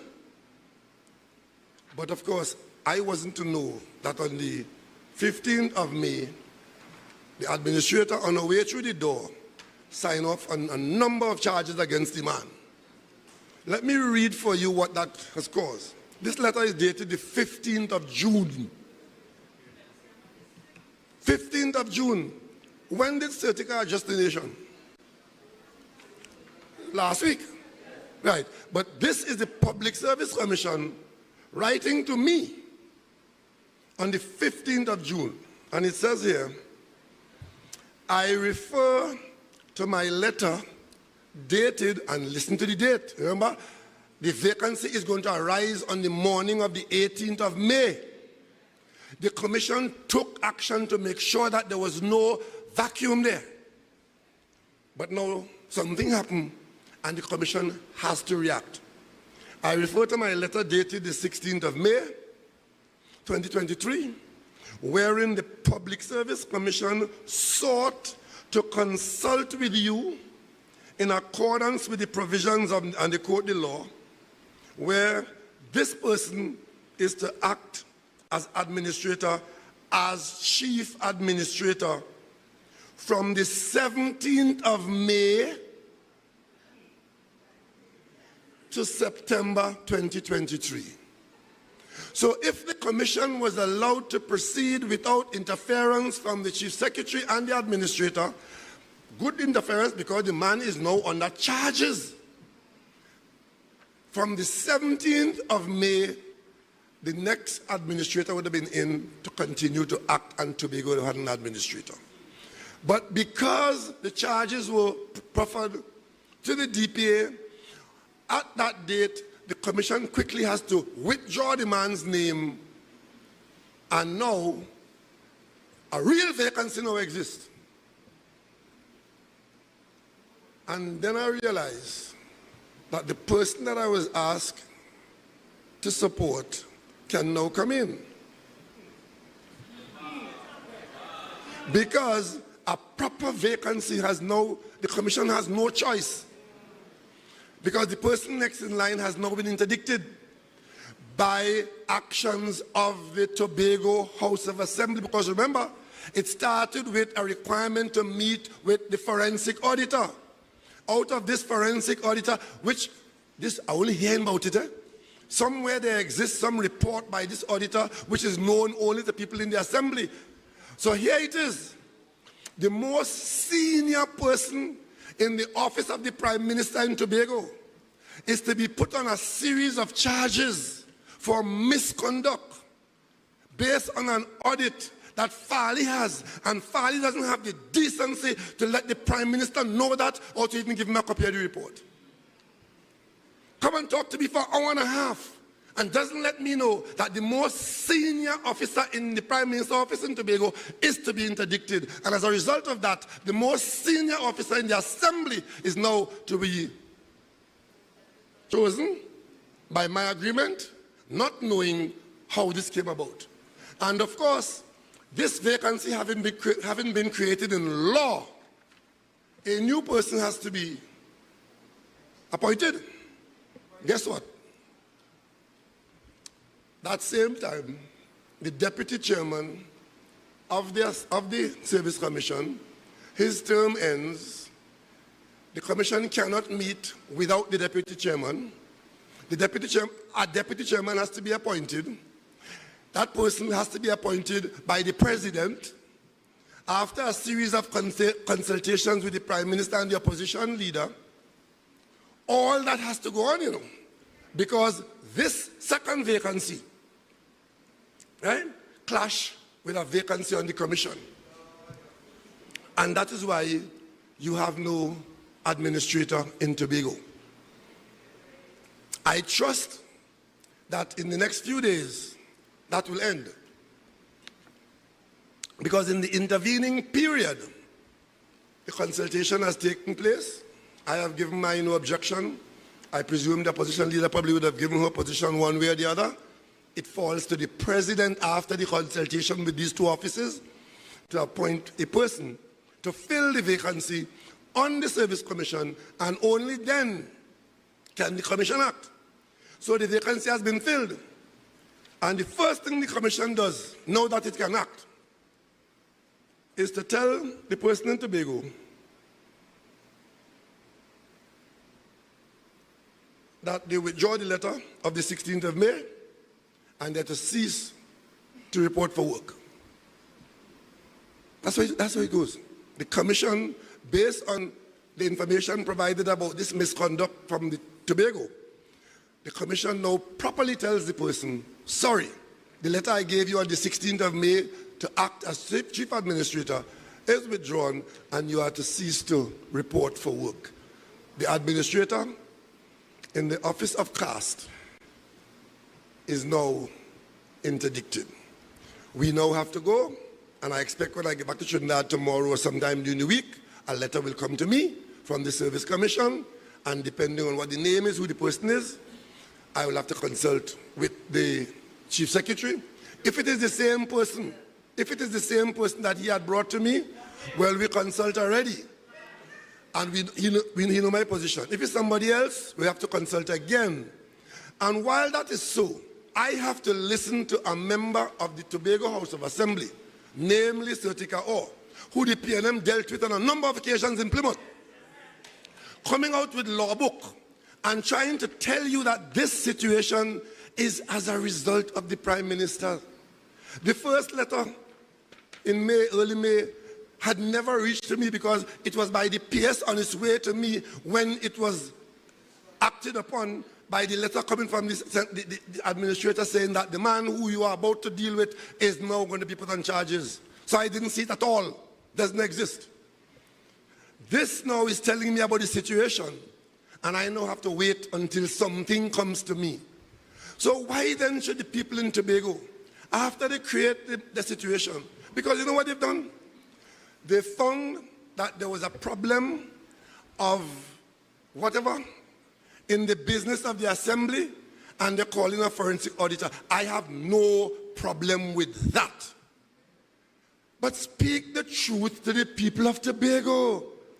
And if you have an audit report upon which you are acting, sufficient to remove the most senior public servant in Tobago and create this crisis in Tobago, then you must tell me that a report exists somewhere.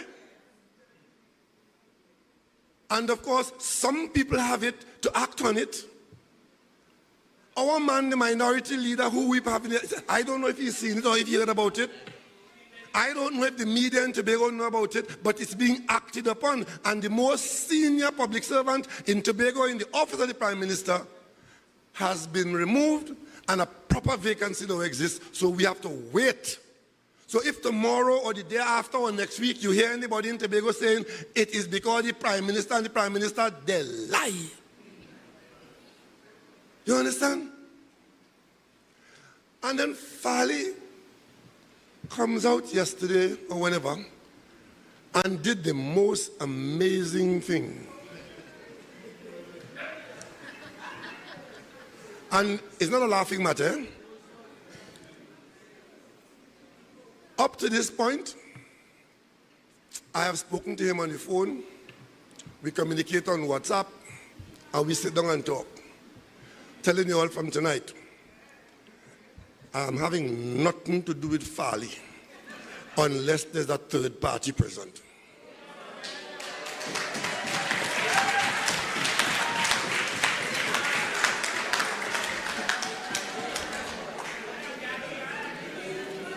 You would have heard, it took him 3 weeks to come up with that Nancy story he came up with the last week. But here what the story is. That 2 senior government ministers give you $100 million to give their friend in Tobago and tell him to give the friend, and the friend blackmailing he, and the two senior ministers. I suspect that the 2 senior ministers is the Prime Minister and the Minister of Finance. He said that, right? What are the facts? Ladies and gentlemen, it was not that we was giving Farley money to give any friends of ours. People of Trinidad and Tobago, you see these lying politicians? It's a disease. And you have to take a medicine for them. You would have known that we came into office September 2015. By Christmas that year, oil price was down $28, and one day it came to zero. Remember that story? We had lost billions of dollars from our revenue. I did something called Spotlight. Mind your business, remember that story? Where I showed you how in 1 year, 2 years, we lost $20 billion from the revenue. The UNC government, their last budget, their revenue was over $50 million. Ours, when we came in the following budget year, we were dealing with less than $40 million. So $20 billion was short. And then up comes COVID. We had to borrow $13 billion to keep some people even having food in this country. We had to give the business sector, we had to pay off all the VAT one time, we had to send food home in people's house. $13 billion we borrow. And there were those who said, well, the country bankrupt because we could not pay that back. Remember that story? In that scenario, one of the things that was happening is that government agencies in Trinidad and Tobago were owing a lot of people and could not pay because government didn't have money to give them to pay for the goods and services that they had already incurred or they were incurring.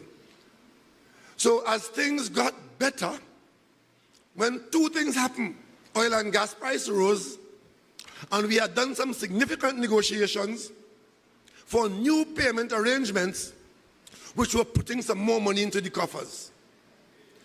By August of 2022, the Minister of Finance was reporting that we had earned significant revenues during that fiscal year and we will begin to do certain things. One of the things that we had to do was to assist government agencies to pay off the debt that they incurred.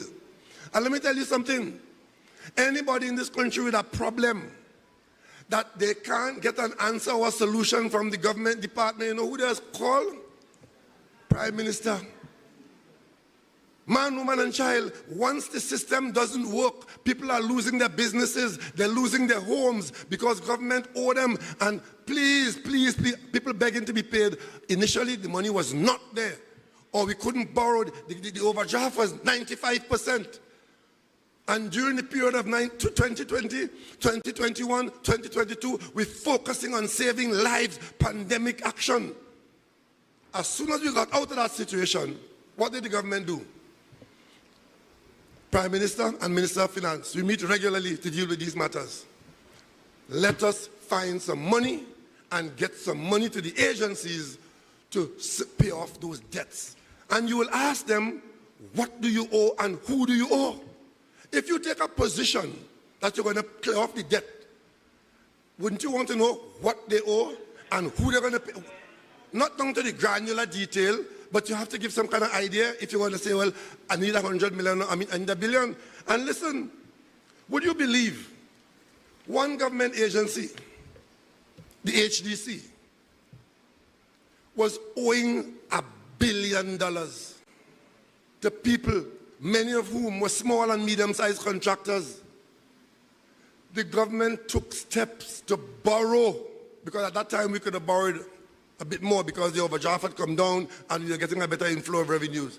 We borrowed $1 billion and we made that available to the HDC.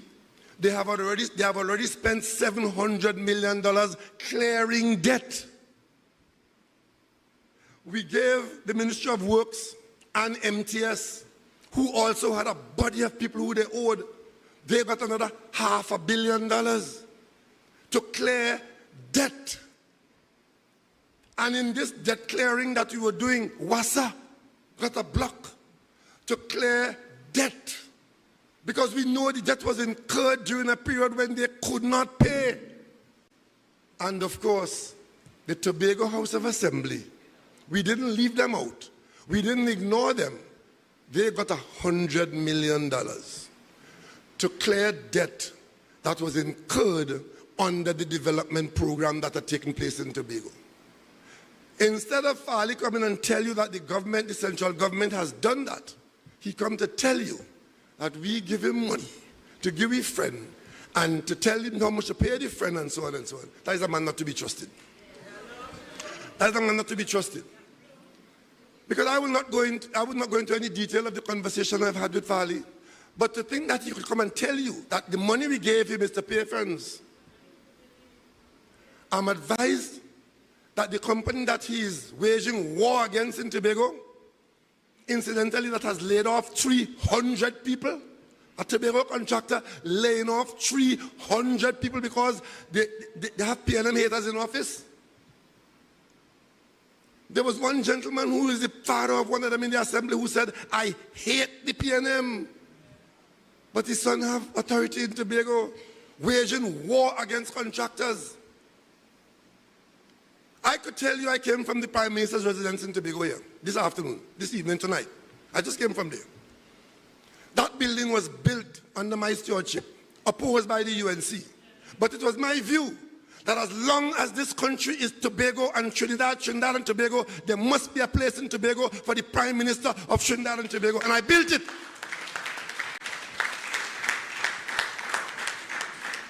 It was built by a Tobago contractor, and I'm so proud of the job he has done there. Many of you would have been there in 2019 when I invited you there for Christmas. You saw the place. That was built by a Tobago contractor. But you know what the story was? The story from the UNC was that it was built by the same contractor who Farley hating, and I give him the job because me and he's friend. Lie, you know. That building was built by a Tobago contractor. I think his name is Parks. If Mr. Parks walked in this room now, I don't know him. You understand? But I know of the job he has done. But there are people who would lie to you like that. And that contractor built it using Tobago labor.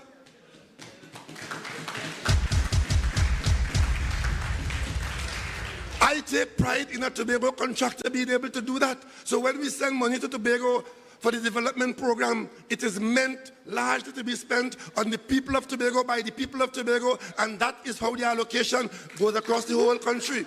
But if you have leaders who will take the allocation and give it to other contractors in Trinidad through subterfuge, then you're taking bread out of the mouth of the people of Tobago, because there are provisions in Trinidad, right? So Farley waging war against them in Tobago. So they leave Tobago and they come to Trinidad, trying to get work in Trinidad. Kamala waging war against them in Trinidad. What are you saying? That they shouldn't work in this country. That's what they're saying. But what about the 300 people who they laid off? What about them? They must pay the price for that too. So you see, we have a problem. And the problem is that our leaders believe that they come to stay, or there's an entitlement. I could simply say to my friends that, whatever they call themselves, they are now understanding that popularity is very ephemeral, very temporary. And if you don't believe me, go ask Jesus Christ. There was waving palm, wele. 3 days later, crucify him, crucify him, crucify him. And when they had the option to choose, you want him or Barabbas? Give us Barabbas. They will learn that. They will learn that. But I am so disappointed because I went out of my way to ensure that my government cannot be truthfully accused of not cooperating, not assisting, not coming to the defense of Tobago. But tonight I want to say here in Calder Hall that as long as my oath of office remains in force, and it does so as long as I'm the Prime Minister of Trinidad and Tobago, Tobago will not be abandoned and will not be left in the hands of those people. Because you have in office at central government a responsible group of people who know what governance is and what good administration is. There's no way the PNM would ever be found in this situation. None. But you see, sometimes you have to put your finger in the wound to feel it. I told you all about Duke, you didn't believe me. But even Duke himself didn't believe himself. Huh? If I had told Watson that Farley was going to do that, he would have told me, like PNM will talk. Yeah? But you go and feed snake and want to make a pet of it. Nobody has ever made a pet of a snake. Right? Because you know what he does? It bites you. That's his nature. Right? So this thing that's happening in Tobago, the PNM wants no part of the dotish politics. We have beaten all comers in the political arena. Every single one of them. And when we do not get the acclaim of the population, we go into the opposition, we gather our forces, and we come back in Trinidad and Tobago. And we will come back in Tobago as the sun rises in the morning and sets in the evening. As a matter of fact, having been in this vineyard for so many seasons, I could tell you some of the most loyal and some of the most intelligent political beings in this country are the PNM supporters in Tobago. And it is only because we have the strength of our organization that we function by a constitution that we could have come back from 11-1, 11-1, 11-1 to 12-0. That's our record. We are not a pick-up side fighting to find what to call ourselves. We have a name. We are the People's National Movement. And we pride ourselves in fighting every election, every seat, from Charlottesville to Cedros, from Carenage to Bonaccord. That is our record as we're doing now in Trinidad in the local government election. And the 2 MPs in Tobago until the next general election are PNM MPs, and the government is a PNM government, and we are the government of Trinidad and Tobago. And who don't like that could put it in their pipe and smoke it. We are not going to stand aside and remain silent or put our fingers on our lips when Tobago's business is being so misrepresented, when you could have this situation where there is no administrator for a month and then the officers coming, you send some little imp to come out and lie to the public that something has gone wrong in the Prime Minister's office, when in fact it is your hate and spite of the PNM and those who got work under the PNM. For God's sake, the PNM was here for 20 years and you get vexed because during that 20-year period some Tobago contractors work for the THA. Who you wanted them to work for? If in a 20-year period, Tobago contractors work for the THA, isn't that a good thing? So why you hate them so far? And there's one letter. The Minister of Finance just sent it to me on my phone. The same 100 million that he said we give him because we in some cahoots to give our friend. You know, in July, they wrote a letter in July because the Minister of Finance was asking everybody, what do you owe?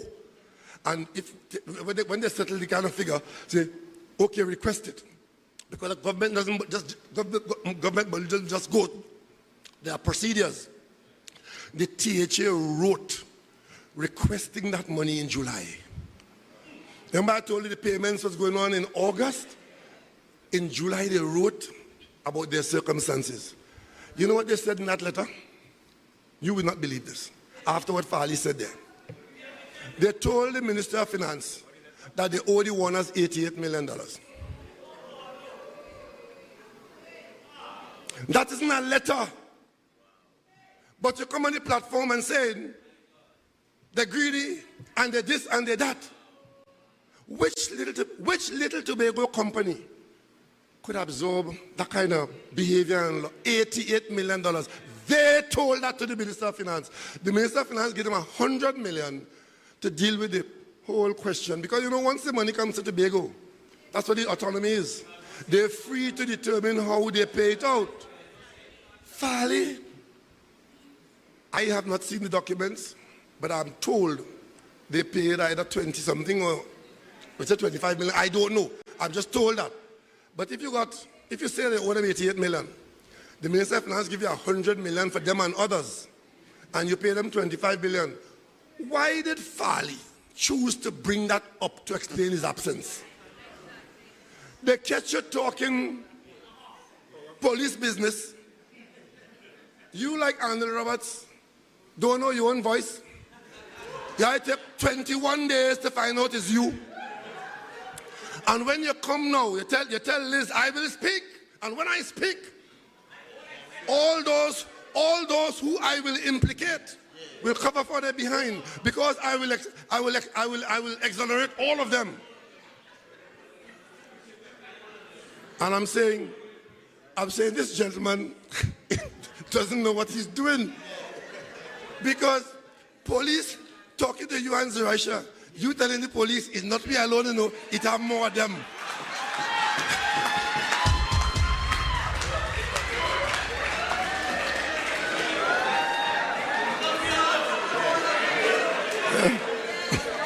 You know, long time in Tobago, when we used to have condensed milk in tin, and he used to punch two holes, one here and one there, and he used to take a piece of paper and cork the holes, right? And then sometimes take some condensed milk and put it in your hand, right? Or you put it in my mouth and suck it out, right? And when they catch you, Mommy, it's not me. Joel, take some too.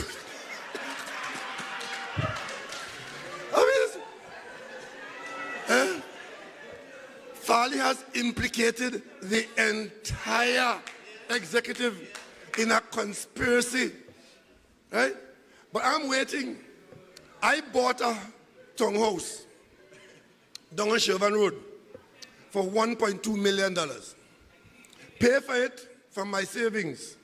As a result of that, as I speak to you now, I'm the subject of an investigation by the Integrity Commission. Because according to them, I should have paid $1.6 million. And therefore, the man gave me a gift of $400,000. I I must be the only idiot who was buying townhouse before it built in Chauvin Road. And all of a sudden, the Integrity Commission must tell them how much to charge me for it. Not that the seller and the buyer could agree on a price, you know, but they want to tell the UNC friends that I am under investigation, right? I want to know if the Integrity Commission know that Farley say it's all of them. I want to know that. You see, because you could talk stupidness, but if you know the law, you would know how to protect yourself by observing the law. But what is happening in Tobago? Lawlessness and lies go together. And that is why they could go and build bridge in the sea, go building road, awarding contract without tongue and country approval. And then come and say, tongue and country act, EMA approval, sorry. EMA approval don't apply in Tobago. But let me tell you all something. I was going to mine a few sheep and a piece of land that my father and my grandfather used to work on in Alma. I had to get EMA approval. I go and spend my money, bring sheep from Barbados, pay a boat, come down here. EMA would give me my approval. I lost $65,000.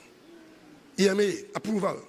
And when the sheep arrive in Tobago, they say, you bring them without our approval, we fine you $15,000. All of a sudden I hear EMA don't have no approval, no authority in Tobago. But if I didn't know that, then I'd have chased them from my land.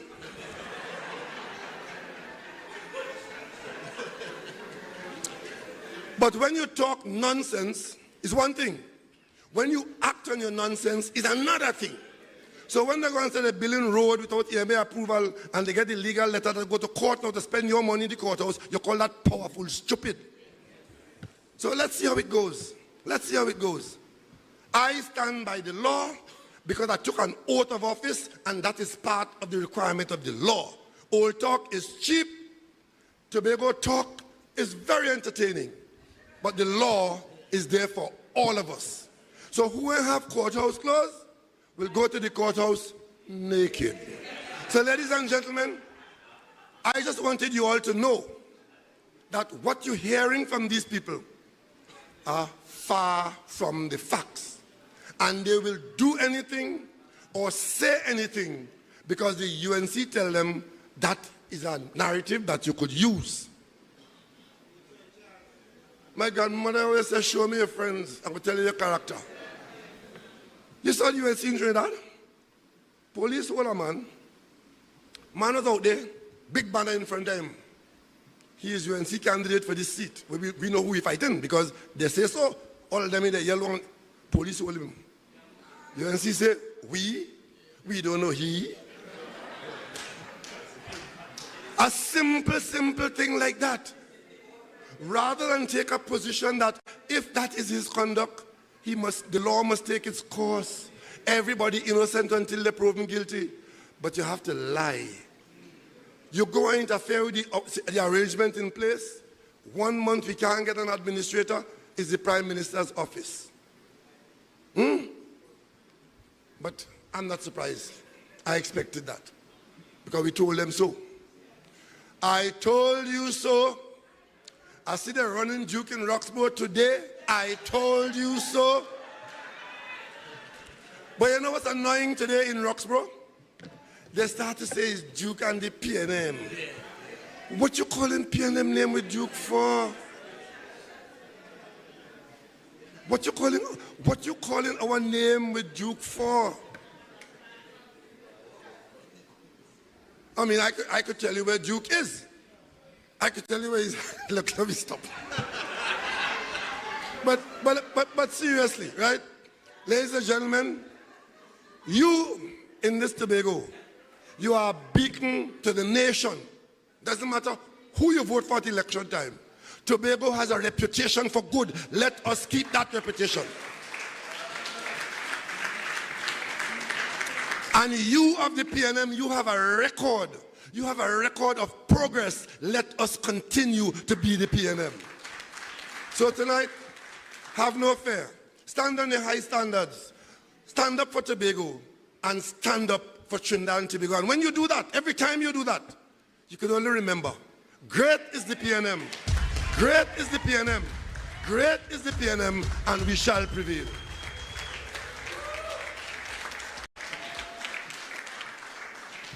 PNM family, our Prime Minister and political leader of the People's National Movement, Prime Minister of the Republic of Trinidad and Tobago, Dr. the Honorable Keith Christopher Rowley. Let's hear it for our Prime Minister.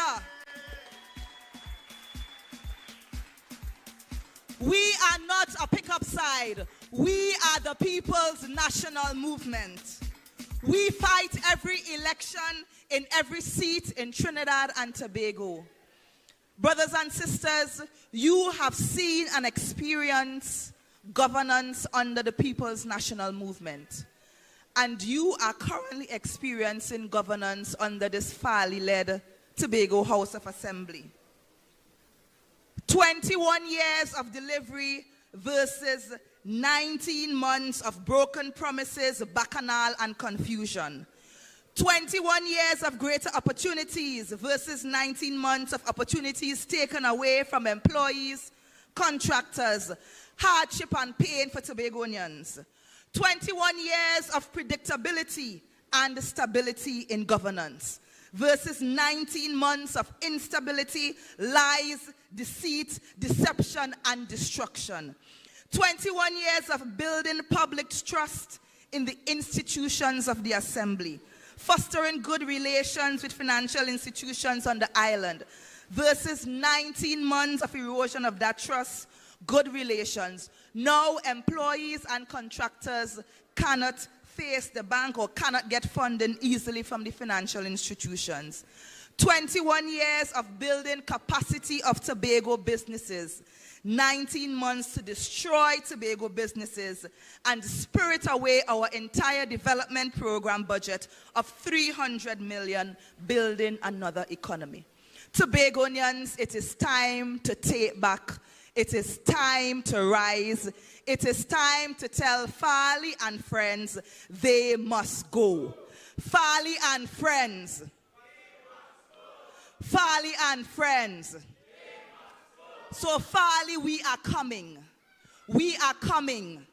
We are coming, and your administration has failed Tobago. You need to vacate office now. You need to allow the people of Tobago to vote for individuals who can restore good governance and decency. People, the People's National Movement is ready to take back governance. Brothers and sisters, you have been a wonderful audience. The PNM is ready. Pick up your Gideon boots. We are ready to take back Tobago. PNM, are you ready? PNM, are you ready? We want to thank you for being an awesome audience this evening. There are some very light refreshments available for you, so please don't head out too quickly. We want to thank our political leader and the Prime Minister for being here. Brothers and sisters, give it up for our Prime Minister.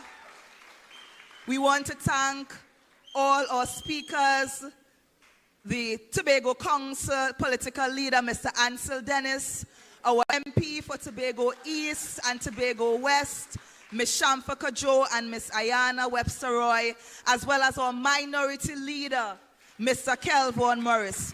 We also want to thank Senator Lawrence Hislop for the prayer, and we thank all of you for coming out this evening. Get your shoes ready. We are on the move to restore good governance. Have a good evening and get home safely.